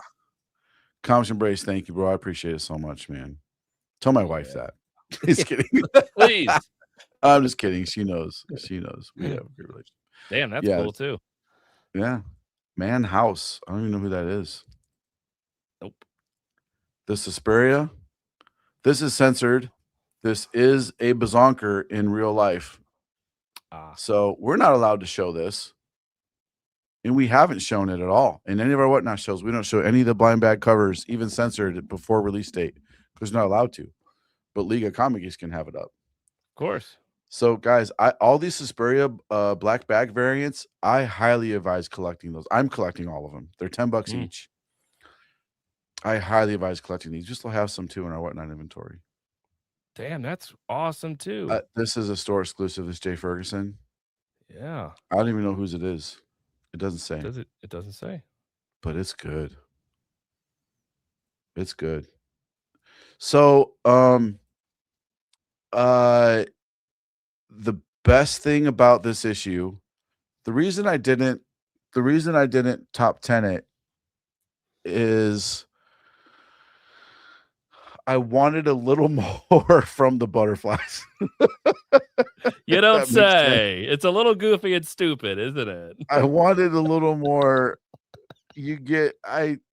I wanted butterfly character development, I guess. I wanted them to be more than just hilarious. Vampire butterflies. I mean, they're vampire butterflies. There's no other way to describe it. Yep. But if you kind of think about it, how many times as a kid have you been like, oh, look, a monarch, and they're beautiful when you see them? Even as an adult, if I happen to be walking by a bush or some shit and see a monarch butterfly, I'll stop and look at it. They're gorgeous. It's it just really, it's one of those things where, again, I'm an atheist, but it's one of those things where I can see someone be like, this is evidence for a god. Like, look how beautiful this is. How could something not have created this? You're saying this was an accident? You know, like, I can get the justification for people seeing the wonder and beauty in nature and thinking there's a god, you know, like, so thinking about this beautiful creature wanting to drink your blood, and if it scratches you, you uncontrollably dance and then you basically melt. Yeah. Like, that's terrifying. And then the priest really made this issue. The priest loses all his shit. Not going to say anything else about it, but the priest loses his shit. This would have been a top 10 if I just wish there was more of a mythic. Now, I'm not saying it won't happen, but I wish there was more of a mythic element to the vampire butterflies. There's a sentence you only say in the comic book review show, right? Yep. If it would have been like, where did they come from? The origin of this. Again, maybe they're going to tell us. Maybe our next issue. I can't imagine them having too much story to tell at the end of this issue. They pretty much left us with not a lot left to happen. But yeah, no, I agree. I agree 100%, Mr. D'Antonio. Yeah. Yeah. I did really like the top 2. I top 10'd it. Kyle met it, I think. And now it looks like he has this in his top 10. We kind of flip-flopped a little bit. Yeah, I just wish it was again, I need more of the butterfly mythos. Says they didn't just one day wake up and decide to start drinking flesh. Right. Drinking blood. You can't drink flesh. Anyway. So that was a meh for me, but very, very close to being a top. And then my last meh, I'm like owning the mez today. You are. See, it's not just me who hates everything, okay? Well, I read a lot of books this week. I was really disappointed by a lot of books. I want to like this so bad. Why? It's Tom King. I want to like this so bad. Yeah, but it's Tom King. Can you tell a story a little more cohesively? Like, it's so this matriarch, if you read the last issue, she's evil as fuck. Okay. She is very evil. She is not a good person at all. Okay. This issue is there's a weird time jump. It's a humongous time jump. And forward or back? Forward. Okay. And she's invading Paradise Island to save Steve Trevor. It's such a huge time jump. I don't even know how he's still alive.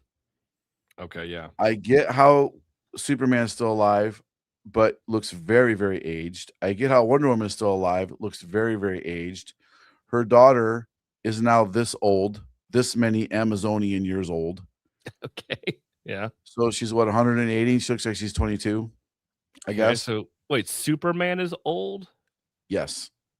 And Steve Trevor is still alive? Yes. That's not possible. I don't understand. Unless I guess you age slower. On Themyscira, is that a thing? But if that's the case, no, I don't think so.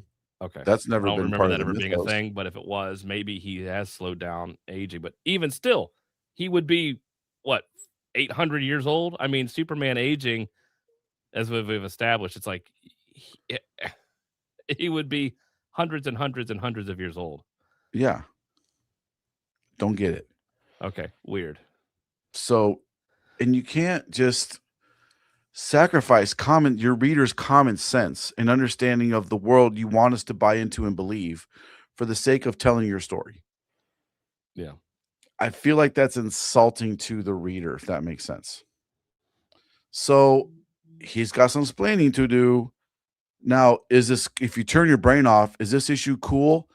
I've never seen Wonder Woman written as such a badass before. She is such a badass in this issue. Okay. She beats the crap out of she's on this quest to get to the island. She has to go through this perilous journey, and she literally lets nothing stop her. Like the way she gets through Cerebus is kind of cool, right? Okay. She crosses the river Styx was kind of cool. Like she's just a badass, and she is a one-track mind, right? But I want to like it so bad, but I need things answered. I need things explained. It could be really, really good. I really like the covers. This cover, this artist, it doesn't say. I wish it did. Yeah. Wait. I don't see a signature. I don't know that. I don't recognize that signature. Cover artist. Maybe this is a Sampri. Mm. Brittany, who did the cover? Brittany. Yeah. We need to know, Brittany. Mm-hmm. She must pay a lot of money for that smile. That's like a perfect Hollywood smile. Yeah. That's why she smiles so big. She's like, look at all the money I spent on my teeth. Not mad at her. Better than my teeth. Anyway, let us know. I think this is probably a Daniel Sampri cover. But it's really good. I mean, look how he perfectly got. I mean, of course he drew it like you would normally draw front on face and then added this, but man. Yeah. The way it lines perfectly, it's so good. Really good. It should be like a hologram. It should be a holofoil. Like, that'd be great. Yeah. An acetate where you open it up and it's. Oh, yeah. God damn. DC, do some cool shit like that. What the hell? Like, make this the cover, and when you open it up, it's Wonder Woman on the inside. There you go. Yeah. Yeah. Mm-hmm. And then the sword, and then this is the matriarch on the inside. You open it up. Yes, that's what it is. Yep. Mm-hmm. Damn. Uh-huh. Mm-hmm. Anyway, I want to like this. I really do. And the covers are really, really good. Wait, she's wearing a Green Lantern ring? She's got a... Yeah. There's questions. Fuck. Yeah, there's questions. But this doesn't explain it at all. I think this is a kryptonite. I think this is a kryptonite ring. Oh, I thought it was in the shape of... Same.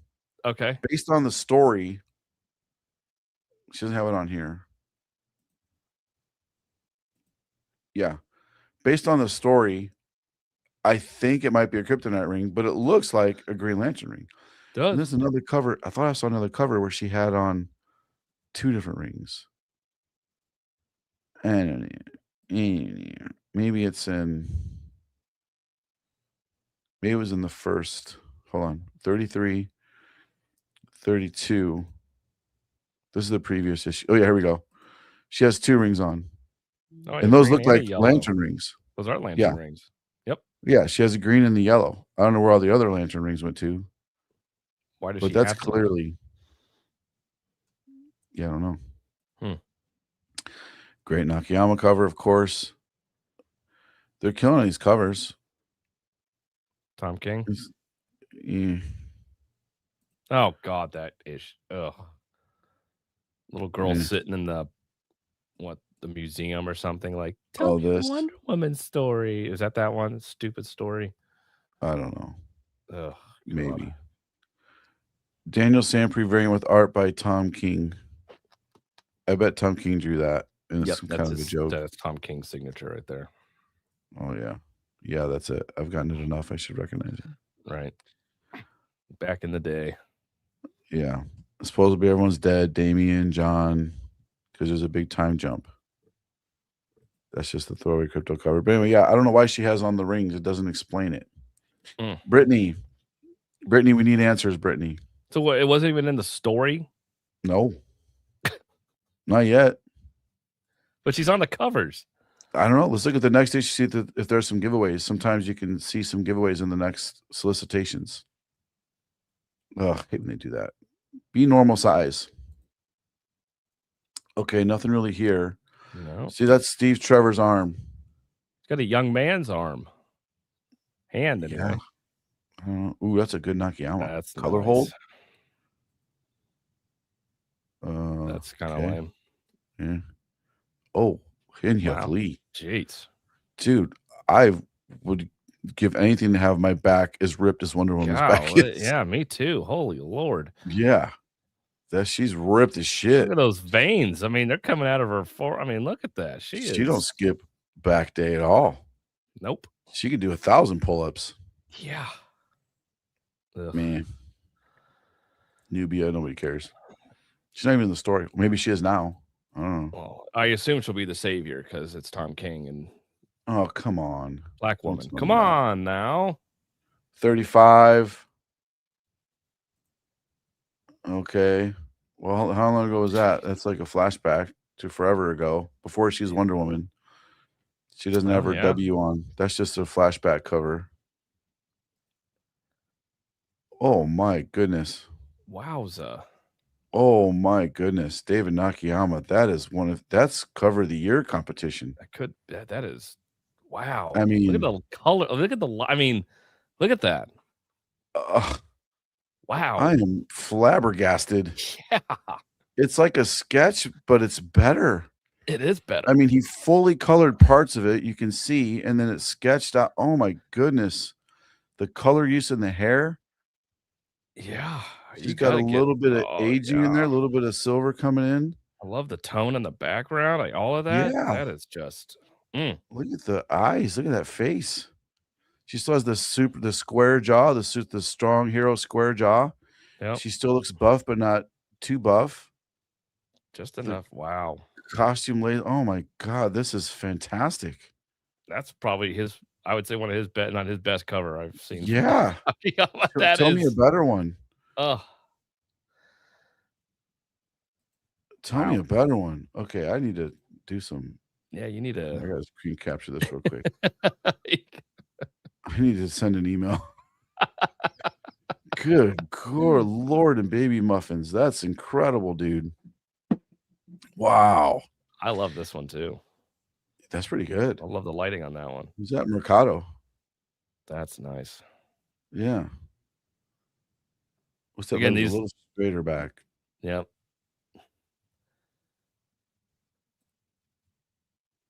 You know, yeah, that's not bad. I like the perspective. I like the idea. I think she looks a little odd. Half drawn. Yeah. Her face, I'm not a fan of. Yeah. But I like the action. Like I like this looks like a Flash cover. Yeah.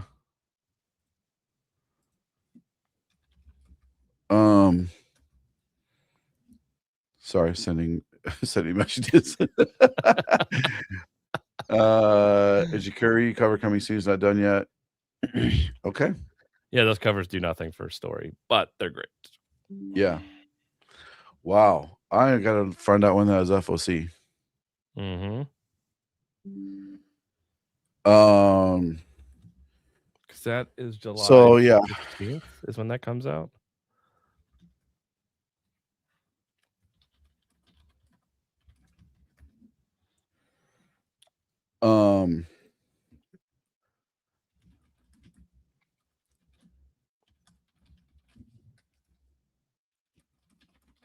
Okay, sorry. All right, message sent. No. Hey, no. That's important. Sorry. That cover is stop everything. Yeah, sorry for the distraction, guys. Apologize. Wow, that coverage is mind-blowing cover. Yeah. Holy crap. I mean, look at that. Hold on. I think I have to get that cover. I would swear off any Tom King book ever anymore, but that I may have to get that cover. Golly, that again, I'm not a pinup guy. I don't get these covers. Like, I don't get. They're not for me. But this one, when they hit, they hit. This one Yeah. hits. Jeez Louise. This is just That better not woo. be a fucking 1 in 100 or some shit. It looks like right now, it looks like it's not. Okay, good. Well, here, let's look. Hopefully you guys don't see anything you're not supposed to see. Start What was that? ordering. Wonder Woman 35? Yes, Let's look in Lunar. there it is. Cover B. All right. Cover B. It's going to be $6. FOC is June 22nd. It comes out July 15th. Sold. There we go. Okay. After a tragic sacrifice to the fates, Steve Trevor and Trinity race through time to reach the matriarch before she starts her bloody campaign. Although the journey is a long and arduous one, there's always time for a story. Witness the origin of Wonder Woman as you've never seen it, told through the eyes of the man who loved her. Oh boy. That's why we got this origin cover. There you It's go. a flashback story.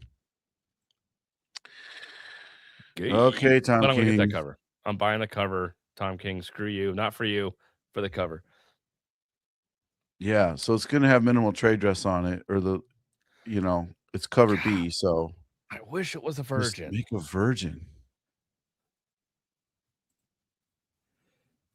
Can you Damn. request for it to be a virgin? They still put the little stupid DC logo on there.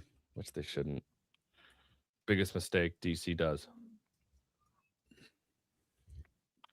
Okay.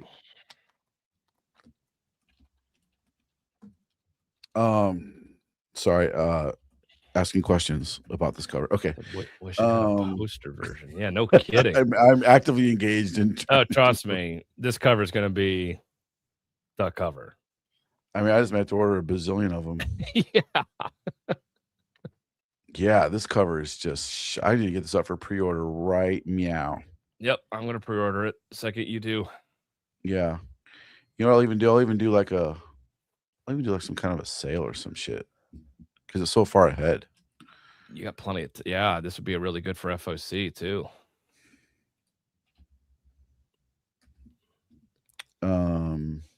Yeah. Okay. I will message my my people to get that up. Okay, so yeah, super poster version, that'd be great. I want a poster of that cover. Yeah. Man, stupid good. Okay. Imagine doing remarks on that in the corner. Sorry. I know, right? Perfect remark spot. Yep. Right there. Yep. Here, I'll do a remark. There you go.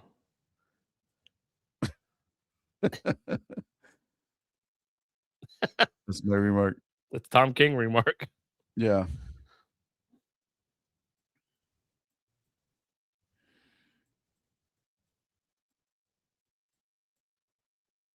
There we go. Perfect. Wonder Woman. My version. Pre-sell it. Okay, let's get back to reviews. So, right. Anyway, that's all my mez. Okay. I'm glad we did that. That's a crazy deep dive. Look at that. I just want to stare at this cover now forever. Me too. Man, David Nakayama. Holy crap. I'm gonna message him too. I almost want to send him a message too. Yeah. Just like, bro, because he did one for 34. It's still a good cover. This is a completely different style from what I've seen from him.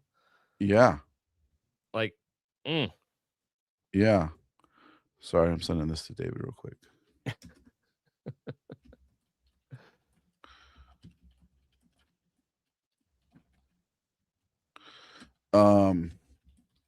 Yeah, I think this is like the crowning jewel of his career achievement of covers.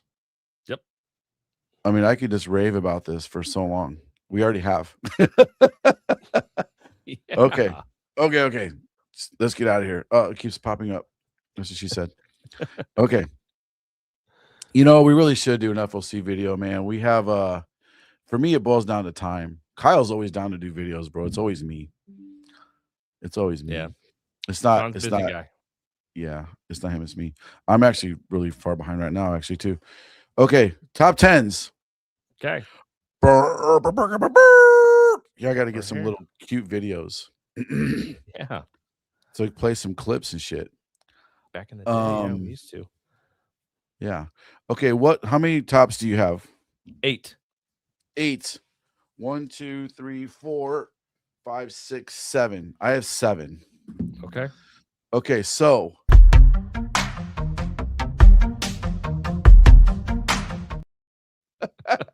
They're there. that's an oldie but goodie. It is. Dang. Bestseller.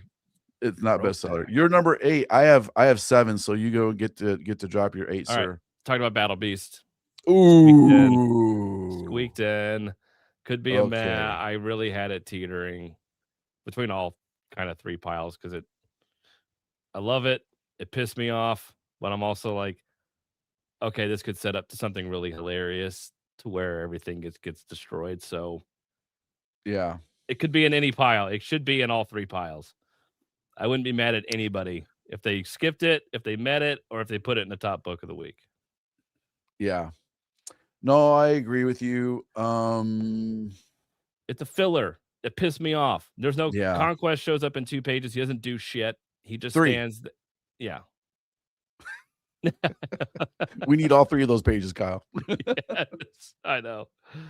They're important pages, I guess. So if you're I mean, come expecting on, guys, you got to get it. yeah, You got to get it. I mean, skip it, man. Top 10. You got to get it. It's Yeah. part of the series. It's a great story arc. If you don't pick it up, you're going to be lost in the next one. Yep. So, hey, like you said, it's a lull of an issue. Like Venom is a lull of an issue. You got to take a minute to breathe, flesh out the characters, talk about what happened. Yeah. Just awesome. Set up the destruction. Yes. Awesome series. Yep. Okay. What is your number 7, sir? Wait.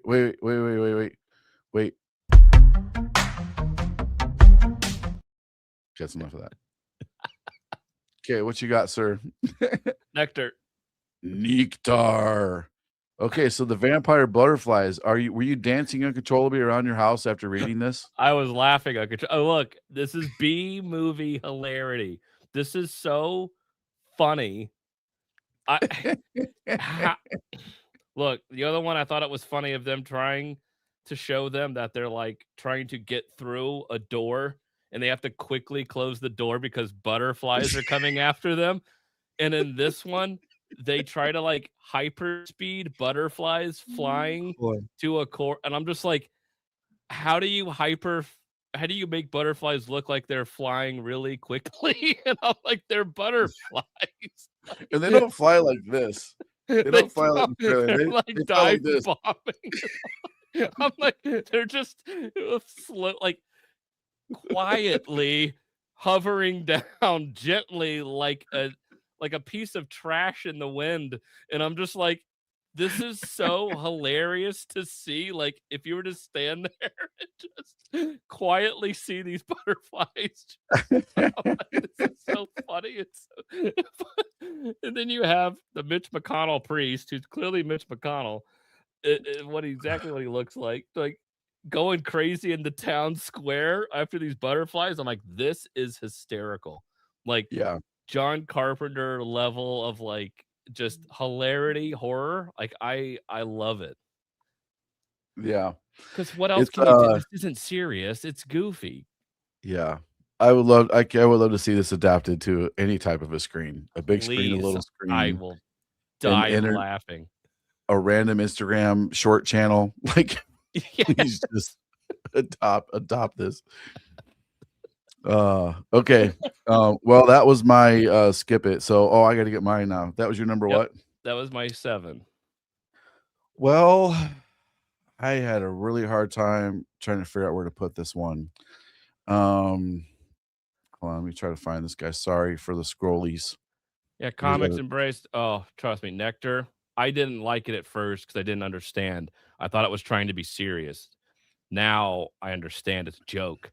And if you go into it thinking it's stupid B movie horror, you will laugh your ass off and have a good time. Only way you can read it. Yeah. I'm trying to find what the hell is this thing titled? Hold on. It's hard to see what the actual title of this book is. Here we go. Okay. Ultimate Reborn Impact. Ultimate. Okay. Okay. Apparently it's Ultimate Impact Reborn. Not Reborn Ultimate Impact. No. It's Ultimate Impact Reborn. It's not confusing at all. So well, it's a big key. So the origin boxes are on the loose. For some reason, they gave this dipshit, he got all the origin boxes. And he's got to get him to Doctor Strange. And Doctor Strange set up an appointment to meet with them. Or was it Iron Man? I'll say Doctor Strange isn't the Sorcerer Supreme. What the hell? Oh, yeah, sorry. It's Iron Man, Tony Stark. Okay. He's going to go meet Tony Stark to give him these. He had to set an appointment. He couldn't get through to him. So, and Tony agrees to meet him. But of course, he slept in and he's late. So now he's trying to get these origin boxes, which are like some of the most powerful things in the world right now. Yeah. He's trying to get them. But the Spot shows up to try to get them from him because someone hired the Spot to get him. Okay. I don't know who this guy is, but he's very prominent in the story in this weird future where Annihilus is like worshipped and this guy's fighting for an army of Annihilus. This is not Wonder Man. The Blade? But he's a new appearance of this guy. We're assuming he gets an origin box to make him look like Wonder Man E. Okay. He's not even in the issue. Neither is he.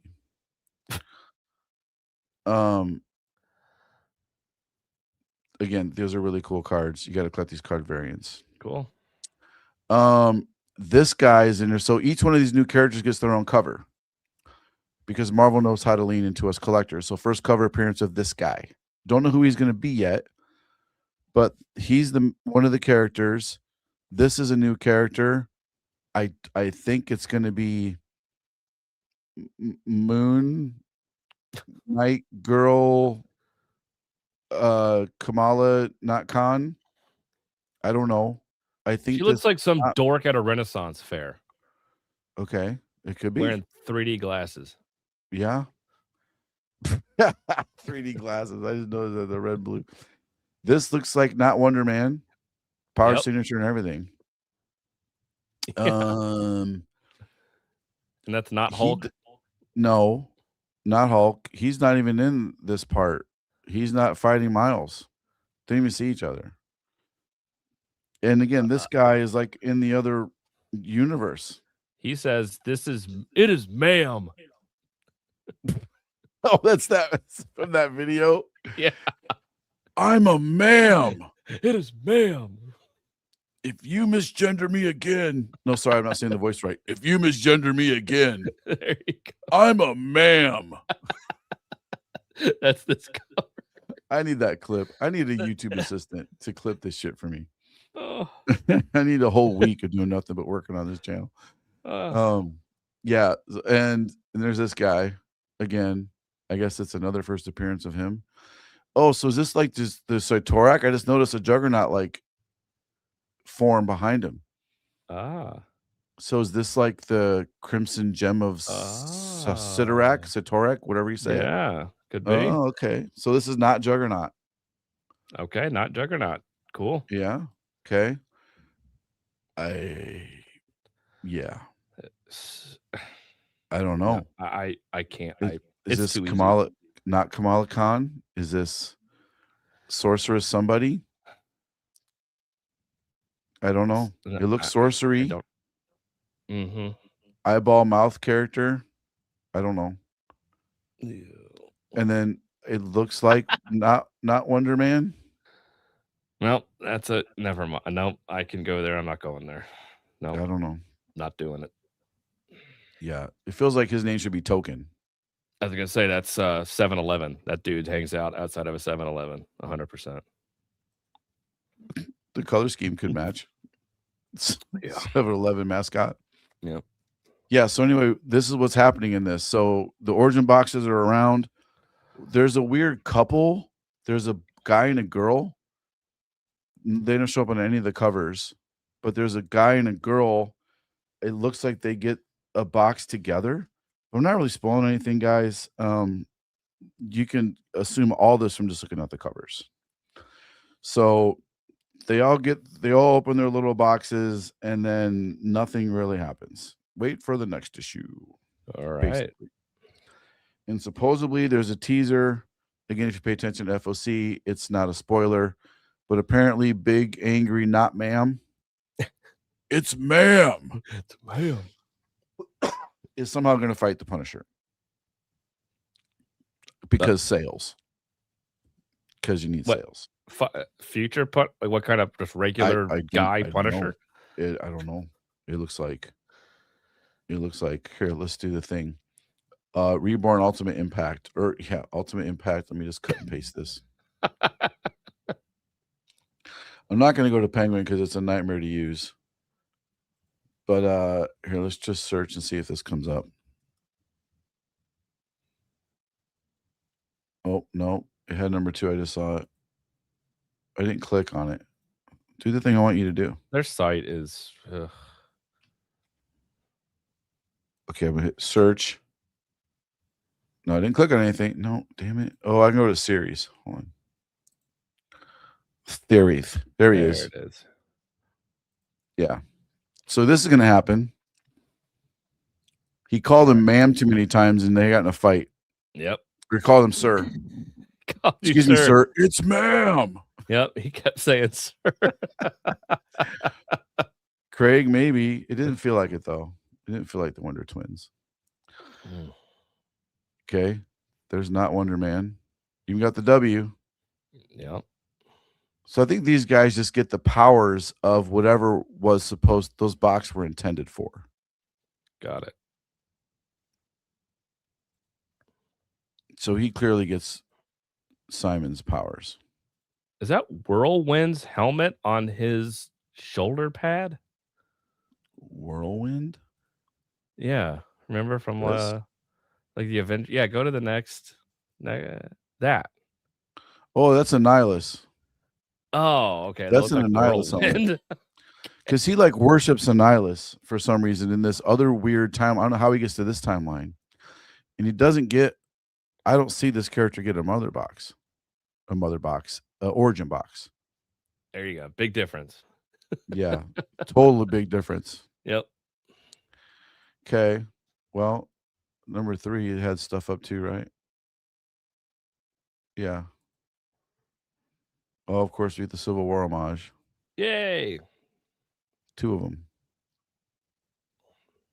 Okay. All right. So Wonder Man's good? Okay. They're in fight. 1 in 25, 1 in 50.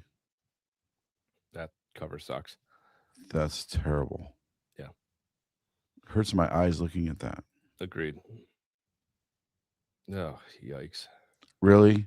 The guy that got his powers 10 minutes ago Token is going to have these guys laid asunder below him. There you go. Dang, Miles. Yeah, Miles is getting beat out by this actual black man. He's only half, so well, sorry. They're revealing he's a black kid underneath the mask. That's not cool. That's not going to. I want a remark. I want a remark from every cover artist to have, of a word balloon saying "It's ma'am."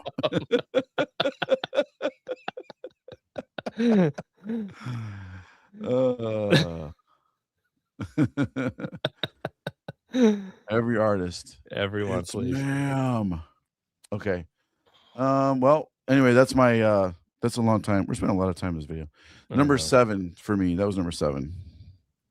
So anyway, yeah, it's key. You got to get it. I didn't particularly enjoy the story, but I kind of was. I read it out of it became more of a curiosity, like what the hell's happening right now.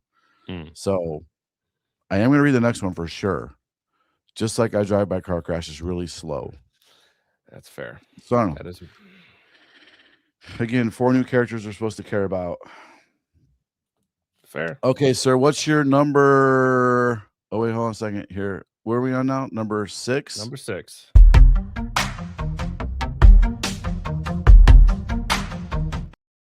Okay, that's enough. That went way too long. Libu. Ooh. Yes, sir. Lobo. It's my number 4, but we'll Okay. talk about it. HIJKLJK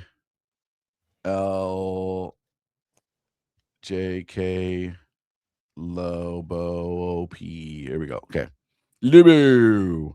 Tell me about Lobo, sir. Why did you like this cover, and why is it your number 6 cover of the week, sir? I love this cover. This sums up this issue pretty perfectly, actually. Yeah.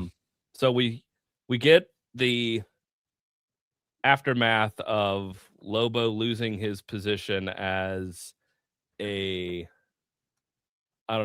Bravo star on the Yeah, reality basically star. like on Bravo, like the Real Housewives of Lobo show. He loses Yeah. his position there. He loses his TV show, and it's basically, what do I do after that? And then it's like, oh crap! But then it's somebody comes to him and says, "Hey, you can be bounty hunter again."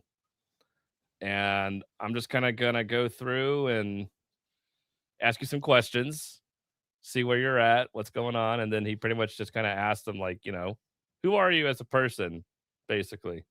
And Yeah. the one question he says is, have you experienced any traumatic events in your life? From that question, we get this issue of what he thinks was a traumatic event in his life as a young Lobo child. Yeah. And oh man, It's so good. it's so good. It is unlike anything I really have seen in a very long time in a comic book, but it's so Lobo. It fits Yeah. with It's Lobo. perfect. I love you find out how he loved dolphins, space dolphins. Yes. Get like an Yeah. origin really for that. And Yeah.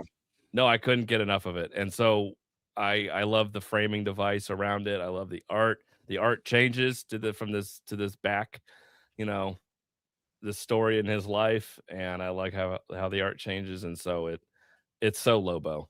I loved every minute of it. So yeah, this was a lot of fun. No, I agree. It's this if there's a DC book to read for fun and wit and I mean, shockingly enough, even in building and enhancing a character, it's this. Great. I mean, just 100%. It's this. Lobo, Scotty Young is the person to write this book.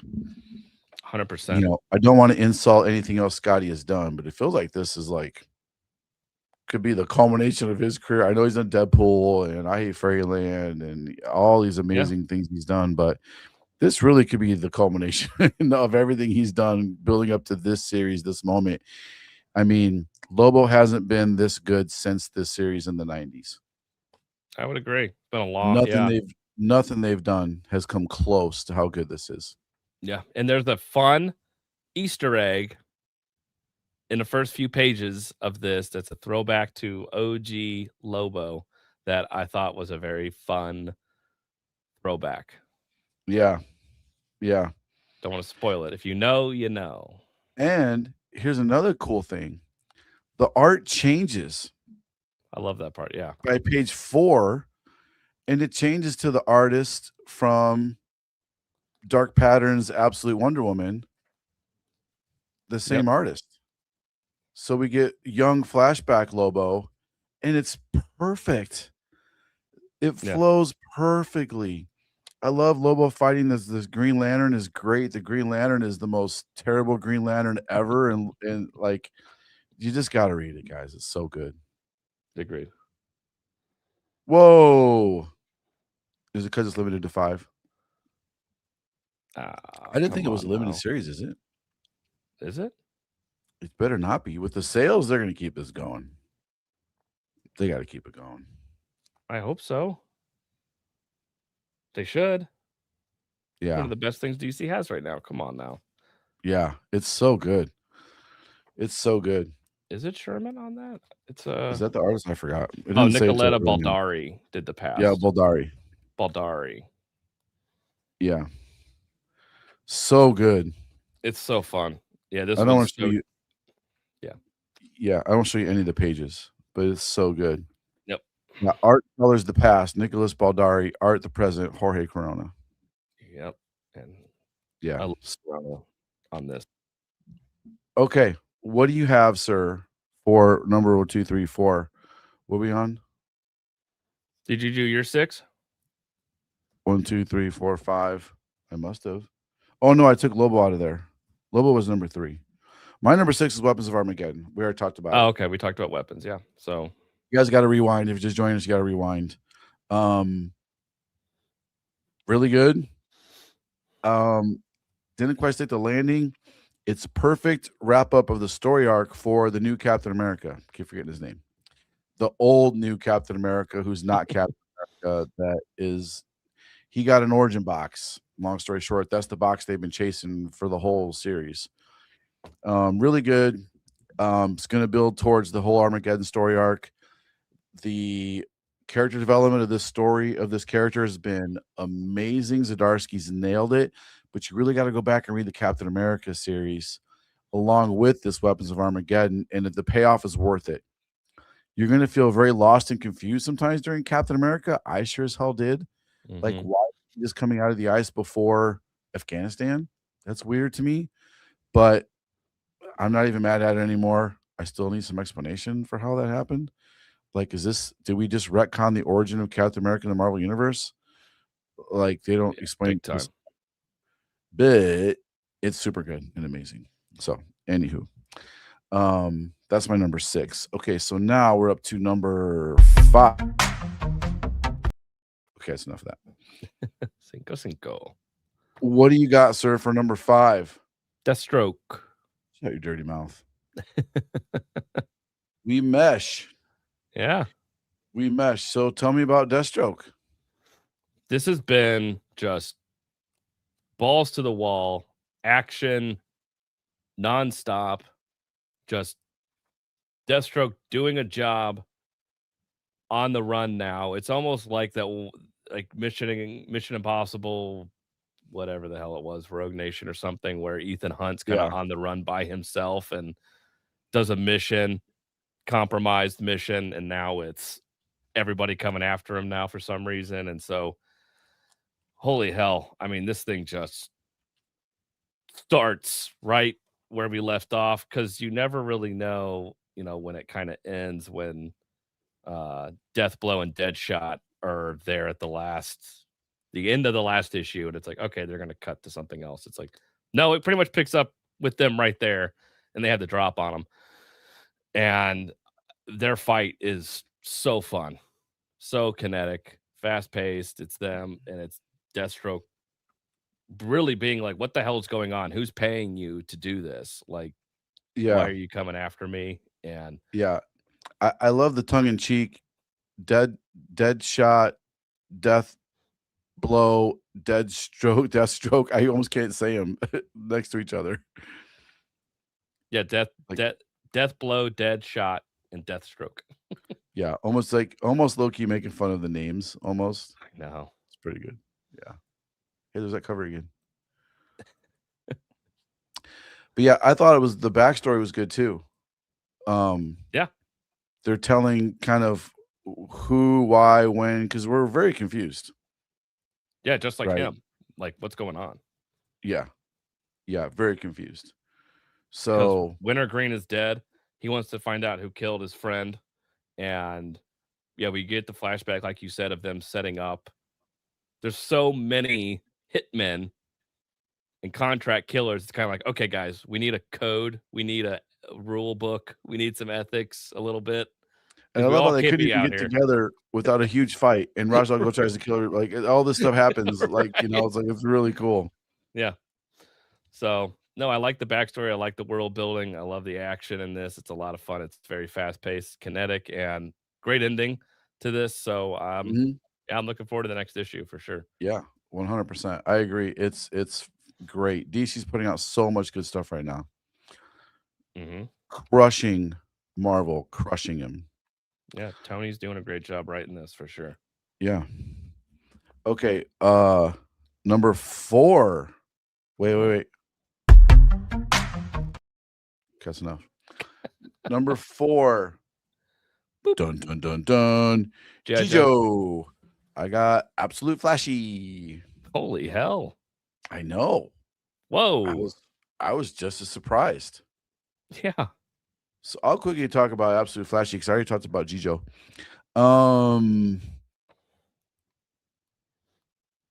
It's finally God, how I want to describe this. The implications of the future of what's happening in this has me freaking pumped. Wow. I am pumped. So far, I feel like we're kind of in okay, all this other shit happened. Now we're going to start telling you the real story. Like, I almost feel like we're in that moment. I felt like the same thing happened with Superman right around issue 15. This is issue 15. I feel like all these story arcs kind of been building up to it. Maybe the writers have noticed, we kind of missed something, and now they're getting to a better story. But we get a little bit of Wally from the future coming back to try to warn him about some stuff, which is very flashy, right? The Rogues are kind of hanging out, doing nothing, and then seeing the interactions is really cool. And they got a mission now, and then Flash is going to try to find his dad, and he finds this like message that is leading to some pretty big stuff that could be coming up. So I feel like this is also a good jumping on point. You could not read any of the other Flashes and pick this up and be like, okay, I got it. I got where we are. I got where we're going. These people exist. Don't need all their backstory. They exist. Don't know why the girl has a big weird orange head. Not important. Flash is this Flash. Got it. He's with this girl. Don't know who she is or really care, but she's there. And this stuff's going to possibly happen. Pretty cool. And the last page, I studied this last page. I can't show it to you, spoiler, but I studied this last page for a long time. It's like a map of this weird world where he thinks his dad may have gone. And basically, Wally's like, no matter what you do, stop looking for your dad. You have to stop looking for your dad. And Wally's like, nope, not going to do it. So it's pretty cool. It's pretty cool. All right. Yeah, so it's Absolute Flash. There she is. There he is. I mean, these covers are all very lamey. Like, Yeah. they're all just throwaway covers. Like, is there a big difference between these? No. You know what I'm saying? He's running really fast to the right. He's running really fast to the right. He's running really fast right at your face. I feel like He's it's been standing every looking really cover cool. for that entire run. The difference probably between the variant for issue 1 and this one, you probably couldn't tell. Nope. Not at all. Okay, and you had Jijo. I did have G.I. Joe. Okay, This so was a lot of fun. Now, I'm a horror fan, and this is the start of a horror arc for G.I. Joe. Like you said earlier, we have the Joes who are compromised by a certain somebody that is sending them out on missions, separating them on purpose for reasons, telling them to go get Energon. And then we have Cobra, and which I absolutely love Cobra Commander and Destro, like knowing exactly like you're screwing me, so go do this mission. And so yeah, they go to this fictional place, and they're they kind of meet up, and they see some ghosts and what the hell's going on here. And then we have Crystal Ball here, as we find out that's kind of overseeing everything. And I love the character. I love everything about this. I just had a lot of fun with it. I thought it was not quite Saturday morning cartoon goofy Scooby-Doo level, but I don't know, it was kind of campy and cheesy but fun. And I like it's kind of a fun takeaway, like again, having a breather from real balls to the wall, Dreadnought War, that stuff, and Optimus talking with Duke and having serious talks about leadership. And okay, this kind of a fun, goofy horror side story, side quest, which I'm always down for. So this was a lot of fun. Yeah. No, I not mad at that at all. I agree. I thought it was It was fun. It um again, they have such a huge burden to catch up to the last Yeah. uh storylines. But I'm excited to see this one's gonna go. Um Yeah, if it's just a few issues of this horror stuff, fine. Yeah. yeah, solid minute for me. Mhm. Okay, we are up to number 3. Number 3. Okay. This is not bestsellers, by the way. That's just my only video I have saved from like 3 years ago. Okay. What's your number 3, sir? End of life. I already told you mine was Lobo. I already talked Yep. about it. End of Life. I am so far behind at End of Life. I am very mad at myself. And I love that you have it so high because I had high expectations for it, and apparently it's living up to it. Yes. So, please No tell one's us. talking about this. Yeah, so I'm mad that no one's talking about this book. It's flying under the radar, and it is a lot of fun. I love this main character that, written the wrong way, it can come off like Deadpool or just Harley Quinn. It's something obnoxious, like just that somebody that's like, God, I hate this piece of shit that won't shut up. Like, but he's done with just enough heart and semi-seriousness to where I take this hitman kind of seriously, even though he's put in hilarious situations of he so to get caught up, he mistakenly goes on a mission, kills somebody. He's part of this secret organization, kind of like a John Wick organization. He killed somebody he shouldn't have. Now there's a bounty on his head, and he's kind of this kind of goofball, whatever, I'll figure this stuff out. Stuff accidentally happens around me, and I somehow get out of the situation I'm in. But I'm still skilled enough to work myself out of situations too. So then he's Yeah. forced to go back to this town that his dad is in. So he sees some old people from his previous life, and they all think his dad gave him a fake backstory. They think like he jerks off horses for semen and stuff, like he works in just this Oh my ridiculous god. job. And so they all think he does that. So like his old girlfriend thinks that's what his job is, and Oh my everyone god. like his dad to him was a total piece of shit because his dad is a former hitman, as we find out. And everyone in this town loves his dad, and it pisses his son off so much. He's like, "Why does everybody love you? You're an asshole." So Okay. I love this stuff, and so now it's almost like not quite a villain of the week, but somebody is constantly almost showing up or tracking him down to kill him, and all the while, kind of the secret organization group around this is based around a cartoonist who was created this character that people flock to, and he's like this simpy guy, and he kind of oversees this cartel in this town also. So all these things are going on, all these machinations, and so we have these fun kind of cast of characters coming in, tracking him down, trying to kill him. And so this issue, we get the dad's backstory. Somebody shows up at the dad's house trying to find his son. And so his dad, who's elderly now, dying of cancer, sits down and has a talk with this guy about it, tracking him down. And then he kind of tells his backstory. And we get this backstory, seeing the dad be a badass. And that was a lot of fun. And then we get, a shootout at a gas station that he hangs out with this kid. And I love like the side, like he'll just say comments to characters, like telling them they're a piece of shit, and then like keep going on with his life and just constantly just like sarcastically making fun of people in his dialogue. And I love that because that's me. Yeah. So I don't know. I have a lot of fun with this story. This character is fun. He almost looks like Zac Efron. Could be played by him. Um, I don't know. No one's talking about this, and I don't know why, because I just think it's a lot of fun. The art is fantastic.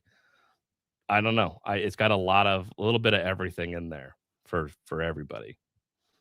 Okay. Very cool. I like it. I need to catch up because it sounds You really should. good. Yeah, like Yeah. KG. Yeah, every issue's made me laugh out loud. Me too, man. I have died laughing every issue. My number two, we already talked about it, but it is Oh, round number 2. Okay. yeah. Well, that was number 3. Oh yeah, I That was showed you my number number 3. Okay, so that's right. I forgot already. I'm looking at my thing. My number 2 is House of Green Arrow. 3. Okay. I have Punisher. Cool. I don't know why I didn't have Punisher in my stack. Oh, I must have space brained it or missed it, but I don't have it in my stack at all. So we've talked ad nauseum about Absolute Green Arrow, so I'm going to leave it at that. So it's my number 2. Huge key issue, big first appearance, not a perfect issue. It's basically should have been called Black Canary number 1. Yep. And then the next issue could have been maybe Green Arrow number 1, but it was definitely Black Canary centric. But in the Green Arrow mythos, she's a huge part of it, but it was definitely more about her. I'm waiting to get some Absolute Green Arrow payoff here in the next issue for sure. Agreed. Let's hope. So, Mr. Punisha, which I am very upset that I did not get to read because it wasn't in my stack. That's my fault. So I made the stacks. So, why is it your number 2, sir? What's up? There's so much in this Jigsaw, the Ghost of His Past. Yeah. Oh man, it's so awesome. So yeah, so we see from the last issue where every time Punisher has been wanting to kill somebody or do something, he's had some type of reaction in his brain to like shut him down, get him sick, like make him feel remorse or something for killing. And Micro put that in him as it turns out. He put this fail safe in him to be like, no, it's supposed to prevent you from being the Punisher. It's supposed to cause you to think about these actions. And then the last issue, it was, I created this shotgun shell, and if you basically shoot yourself with it, it can get rid of it, because I think we need you to be the Punisher. Yeah, that last page where he put that gun to his head. Yep. It looked like he's blowing his brains out, but he was really blowing his metaphorical brains out. There you so go. Now he's theoretically back to being the Punisher now. And where this picks up is awesome. I don't know if I want to, but he immediately takes Micro to the roof and tries to drop him off a roof and kill him. I mean, I would be. He'd be pissed too. Yeah. So Micro's like, "What are you doing? Like, come on, man! Like, don't do this." Yeah. And all the while, so we have that story. So we have Punisher now getting his balls back and becoming the Punisher again, which is awesome. That's what we want. And we have Jigsaw taking out mob bosses, he took out Kingpin, he took out Tombstone. And so now it's Jigsaw vying for power to take over all of New York, basically. And how he does it, I mean, we all know Jigsaw, like, he's Hannibal Lecter. So anytime you pretty much see somebody, with their face stretched or cut or something, it's not going to be good. So, and we also have this female reporter that's slowly seeing something going on in the city with these mob bosses and mob hits. And like, I just love how we'll subtly see a character, like what character in this just kind of like sticks their tongue out at her, which is gross, but like you'll see it cut. Like, and if you're a member of the Jigsaw, like, he'll cut your tongue and you like stitch it back together. Ew. And so that's how you know that you're like in his gang. And so to see this character just randomly do that, it's like, ew, what the hell? And it's like, oh, okay. Yeah, ew. So, and then this ends with a hopeful, exciting next issue between Punisher and Jigsaw, maybe squaring off. So I love this series. It's awesome. Ben Percy's doing a great job. Interior art is fan-friggin-tastic. I just love seeing Punisher be Punisher again. It's awesome. Jigsaw is terrifying. I mean, he is creepy as shit in this. And that's from this series where Tombstone is the big bad. Creepy as shit. Yeah. Yeah. He was terrifying, Yeah, and then like the way Kingpin, what he Tombstone should did to have been. Kingpin, I mean, Kingpin is going through a a millennia worth of agony every minute of his Yeah, life, apparently, so mm, I loved it. yeah.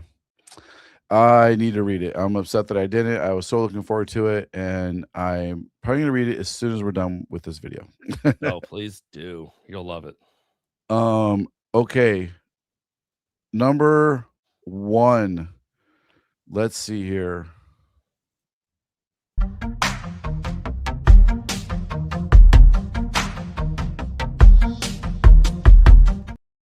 All the build up.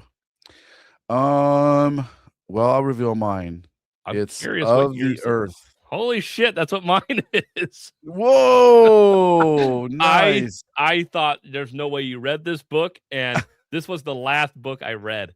I thought you skipped this too. I thought you were like, you didn't even read it. I almost did. It was stuck in my so I have 2 pouches in my backpack, one where I keep the ones I have read and one I'm going to read to keep them separated. And this was in one of the pouches I thought I already read, and I was like, "Oh, shit, I didn't read this." Wow. Yeah, Damn. I was I thought I was w sneaky. I thought I was same. I thought I was gonna be like, "Dude, you gotta pick this up, I man. know. Trust me." Wow. Yeah, shocking. So, okay. Ye um, I took the time and read the words. I did not. Guys, you gotta read the words. It It's a helps. lot of words. It it's it's 2 pages, bro. I know. But in comic world, that's like 15. I like the Nate Bargatze skit where he's like, "I like books, but it's just all the words, and All it's the words. nonstop words. Every page is just more words. Like, can I get a break? Can I get a blank page here? Like, give me a breather. Catch my breath." Like, it's just Oh, um no, this so I read the beginning part, and I'm very, very, very glad I did. Um, like this was a very pleasant surprise. Um, I empathized with it's gonna be very hard to talk about this. Um, I yeah, empathized with her and the animal interaction. yeah, Like, that was like that caught my attention, you know? I was like, "Damn," because I was kinda like, "How am I gonna give a crap about this girl? Like, how am I gonna relate or empathize or connect or have some type of" because as a writer, you want people to feel connected somehow with the character, at least empathize with them. So you wanna root for them or hate them, one of the 2, right? yep. And, the cop pulls her over, and it got really weird. I was Mhm. like, "That's a very weird interaction." And then the with the animal, I'm really trying to spoil things, guys. There's a lot of pages with this animal, and I was like, "What is going on?" She's going to visit her grandma. She gets to her grandma's, and something very weird's happening. It's basically a myth kind of come to life type story. So, what do you think, Kyle? Yeah, um, I was completely shocked by this. Now, I know Chris Condon wrote it. I love News from the Fallout, one of the best series from last year. Chris Condon's a great writer. There's And no he did Ultimate Wolverine, which was Yes, he pretty did. good. Could have Yeah, a better ending, but it was good. agreed. So, he's got chops. I know he can tell a story, and so Yeah. that had me interested, especially when it's potential horror. And so I had no clue what I was getting when I read this. Again, the very last book I read, I went into this with 0 expectations other than Chris Condon. And so I was following along and I'm like, okay, like I, I think the best way to describe this is that I was nervous like the whole issue. Like I felt tense. It was Yes. and how she was feeling like right from the beginning of this where you're just given just a little bit of her backstory. You get enough to where she's in a car. You see a gun in the glove compartment. You see a bag full of cash in the back seat and she's having a phone call with somebody, and it's like, okay, like this could go 100 different ways in what you think this character is, where they're at, what's going on, why they're leaving, are they leaving, like 100 different things, like, and you can't even really get a grasp of who she is. I'm like, do I am I with her? Am I against her? Is it kind of like the beginning of Psycho where see Janet Leigh, like, she stole some cash and now she's leaving, and then she, in the movie, she runs into her boss and sees her boss. It's like, uh-oh.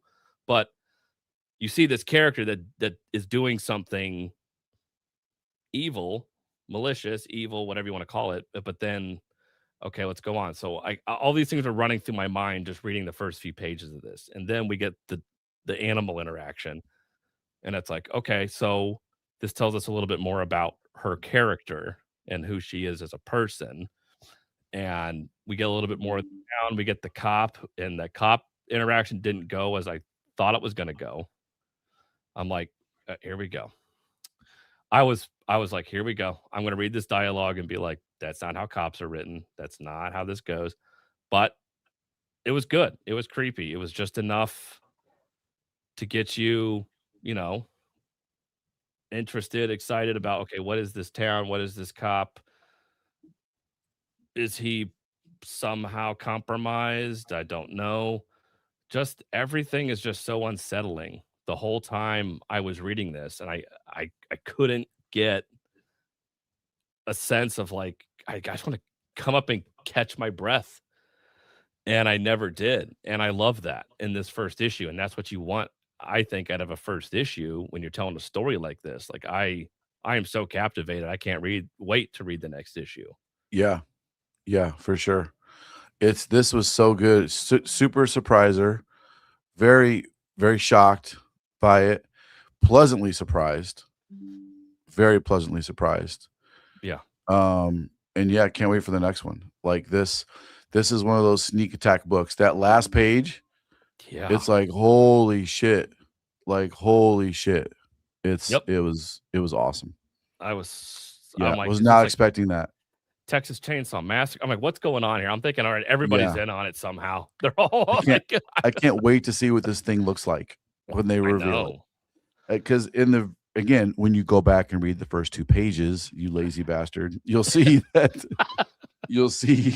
it talks about how other people have described it throughout time and other sightings. To me, reading those first 2 pages, it made the rest more terrifying to me. I will go back and read that now. It was good, man. It was good. I was so shocked by it. Yeah, it was good. Sleeper. So yeah, surprise her there, guys. Surprise in there. Great question. No clue. I would love to read the next Save Now. There's a lot of books I'd like to continue reading that just have disappeared. What was that? Those books coming out from that new publisher we never heard of. All the covers were like that velveteen feel to it. The dude was like in space or on a planet, jungly planet. Yeah, what the hell was? I don't know, but it disappeared. Panic? No, it wasn't Panic? Yeah, Panic, the publisher Panic. That book disappeared. I want to read Save Now. It'd be great if we can get the next issue of Ordained. That'd be awesome too. Yeah. How does Bad Idea always do that? Like, why is it they always I don't know, man. 1, 2, 3, and then it's like dead. I don't know. That's why before we go back into Lunar before we go to Lunar with your stuff and with Power Hour and with the Merc crossovers, I want to have 4 to 5 issues done. Yeah. That way, because that gives us 8-month window to finish issue. If we have 4 issues done, that gives us 8-month window to finish issue number 5, which is more than enough time. More than enough time. Yeah. So I don't know, man. I don't know. We'll see. I wish it was there too. As much money as Bad Idea has and stuff, it can't be, well, we just can't fund it. It's like, come on. Yeah, Bad Idea is pretty good at their alternate timeline stuff for sure. They are. Yeah, Save Now was going fantastic. It could have been on track to be like one of my top books of the year. Agreed. Yeah. I can't wait to read it.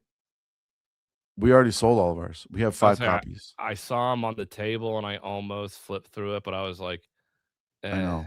I wanna read it. I mean, everyone that I've ever talked to that's a fan of this series, even the grown ass men, especially the grown ass men, are like, "It's really good. You gotta read it." And I'm like, "Okay." Like, not the graphic novel, like the novels.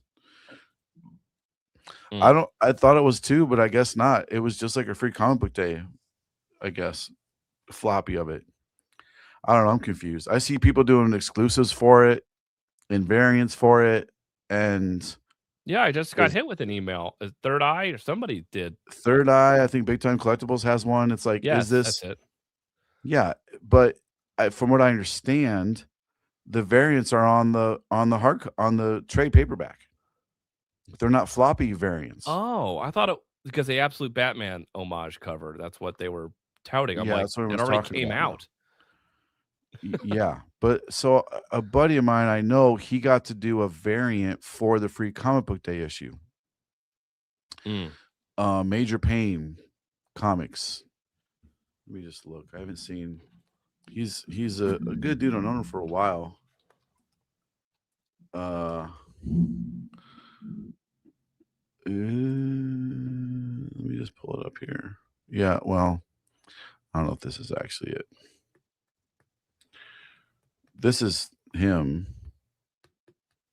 Major Pain Comics. Oh. Here's a wet link. Major Pain Collectibles, Dungeon Crawler Crawl Comics. Okay. Let's go there. Yeah. Graphic novel volume 1. Standard edition, and then that's the exclusive. I don't see him having anything different than graphic novel, free shipping. That's number 0. Number 0, exclusive 2 covers. Maybe that's his yeah, I think that's his exclusive, maybe. Oh, there's this one. Special edition 0, all 8 covers, free shipping. Okay, so that's what I saw. So I saw the issue 0. So issue 0 is what came out for free comic book day, or I believe so.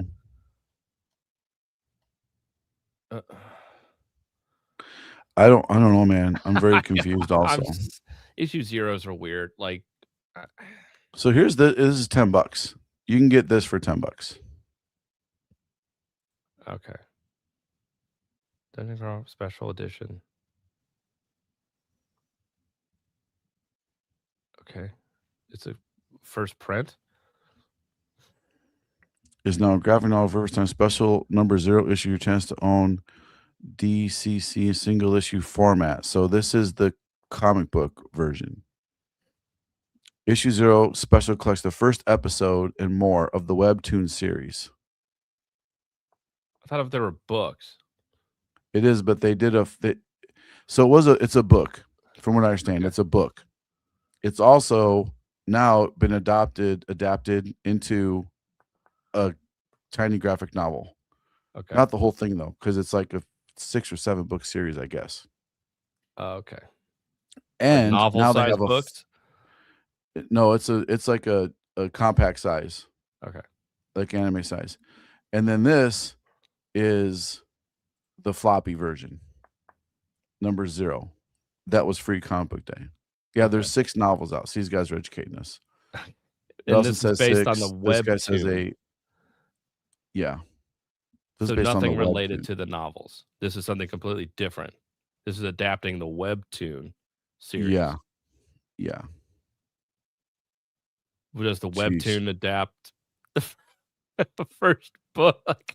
A toy coming out? Holy crap. Oh my lord. Yeah, it's a whole thing. It's a thing, brah. It's a vibe. Look, this is all look, this barrier of entry, whatever the hell this is, I want no part of this shit. Like, it's already confusing me. I don't want to do it. Yeah, we need a breakdown. I mean, this kind of explains it a little bit. At least this explains some of it. You know? So that's cool.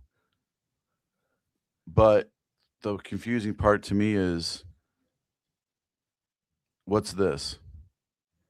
Graphic novel volume 1. Okay, got it. There's the graphic novel. Cool. So this number 0 looks like this is the comic book. So number 0 is the comic. That adapts the webtoon, Yeah. not the volume. So it's a completely different story. He needs to update his website. He's got a lot of weird stuff here. Like I can't even scroll over it without zooming in really close on. Like that's annoying. Yeah, so this is, and then you can't click off of this. That's annoying too. Anyway, I think this was his variant for a free comic day they let him do. Okay. I think $25. It doesn't say the print run of it. Yeah. So was the free comic book day the number 0? Yes, free comic day was number 0. Okay. Okay, so this is the trade and virgin set for $25. All right. That's but you don't know the print run. No, it doesn't say. Doesn't say. I'm pretty sure they probably made him do a shit ton. I would assume so, right? Yeah. 8 published novels for the plan of 10. Oof. The 8th one just came out, I guess. Yeah, I don't know. I guess I could just give it a goog, right? Give it a goog.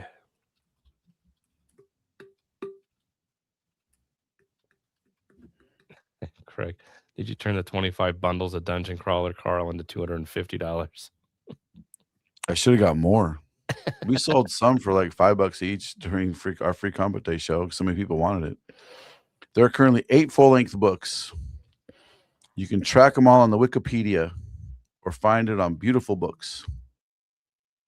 The hit lit RPG series by Dan Dinneman, highly praised for humor, world building, and immersive audiobooks.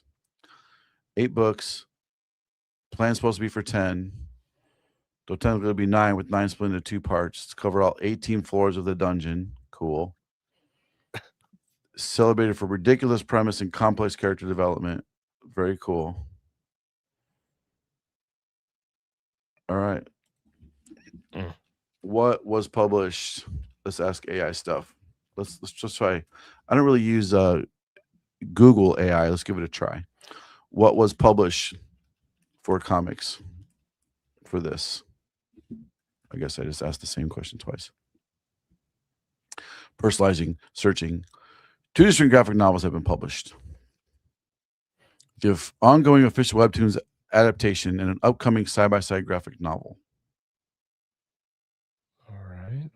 The digital comic Webtoons updated with the digital episode online, artwork by blah, blah, physical graphic novel in print format, 320-page paperback, refines the first 13 to 14 webcomics episode to a book. So none of them are the adaptation of the book. They're the Webtoons. Yeah. So okay, issue 0 promo. A special Dungeon Crawl 0 is posted as a promotional free comic day title. So any number 0s are the comic book floppy. Got it. That do the webtoon.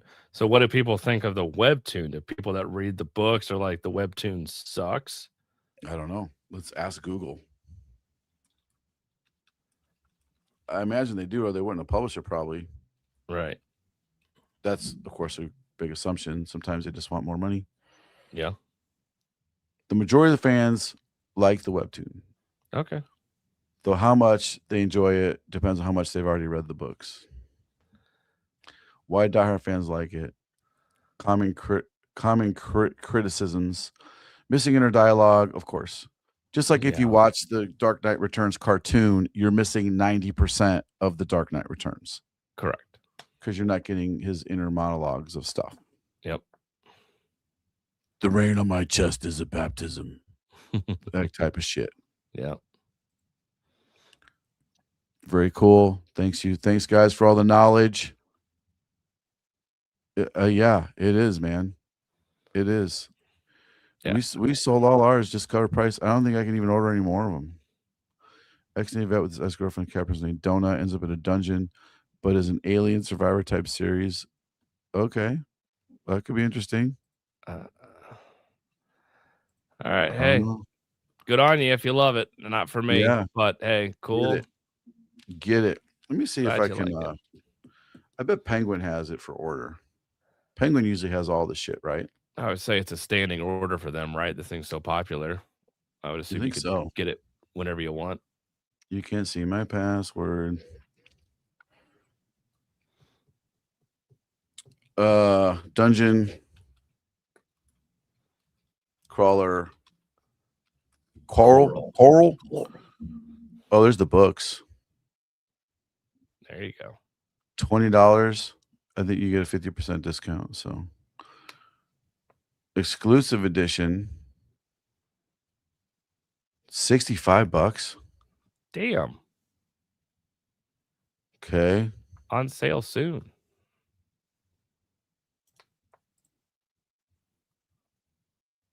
You got to open these in new windows. The apocalypse will be televised. The first book in the widely popular Addicted Dungeon Crawl, Carl, now fantastic deluxe hardcover edition. Okay. Oh, look at all the books. Oh, jeez. There they are. Coral. Well, should order a bunch of these and then put them on the website. You probably should. They'd sell, I guess. Maybe. Sheesh. Have this guy out for a signing. Yeah, that'd be interesting. Yeah. I'd probably have to give him a lot of money. Probably now, yeah. Yeah. Look, out of stock. Some of these are even out of stock. All righty. No comics, just the books.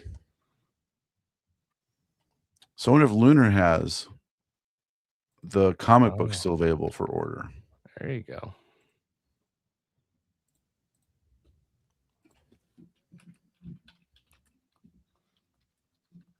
Let's take a look.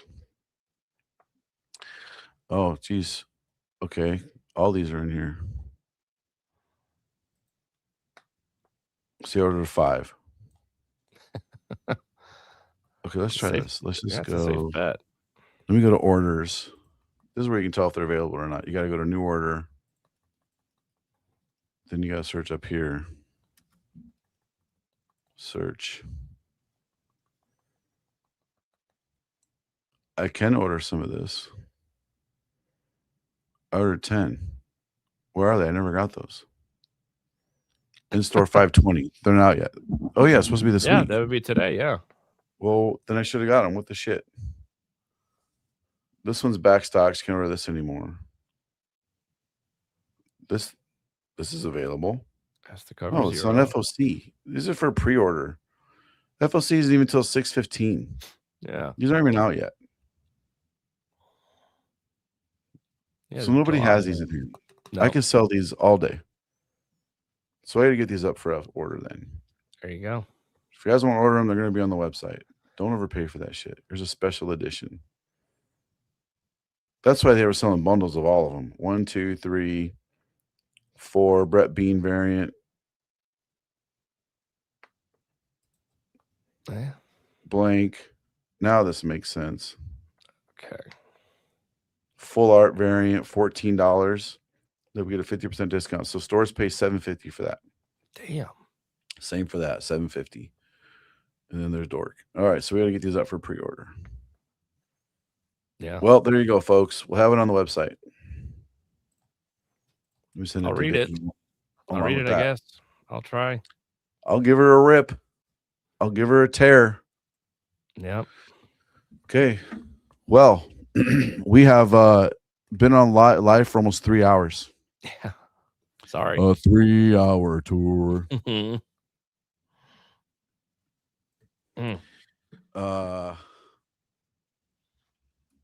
David Nakayama replied to my message.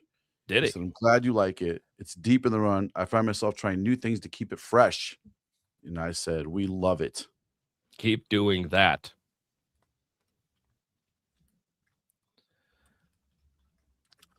All right, man. Well, thanks for hanging out with us, everybody. We appreciate it.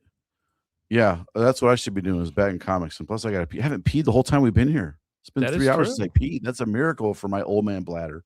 That is. It's a miracle. Okay, guys. Thanks again for hanging out with us for all this freaking time.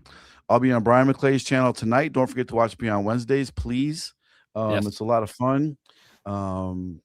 More, boy, I tell you, there's so much drama in the comic world. We try to avoid drama on that show and keep it industry centric, but it just creeps in bleeds. sometimes, you know. We'll see. It does. Kyle, thanks so much for hanging out. Thanks for reading all the books. Thanks for being here for 3 hours. Guys, thank you so much for hanging out with us. We did record a video, our top 10 must-read books of the month. I'm hoping it can be edited and posted this week. I just need my guy to come back to do the editing because I ain't got 3 hours to do that shit. But I do got 3 hours to shoot the shit with you guys. Yeah. So, top book of the week, both of us. Surprise book. Pick it up, get it, read it, love it. And aside from that, buy what you like, collect what you want, even if it's Dungeon Crawler Coral. And we will talk to you guys later. Have a great week, and we'll talk to you soon.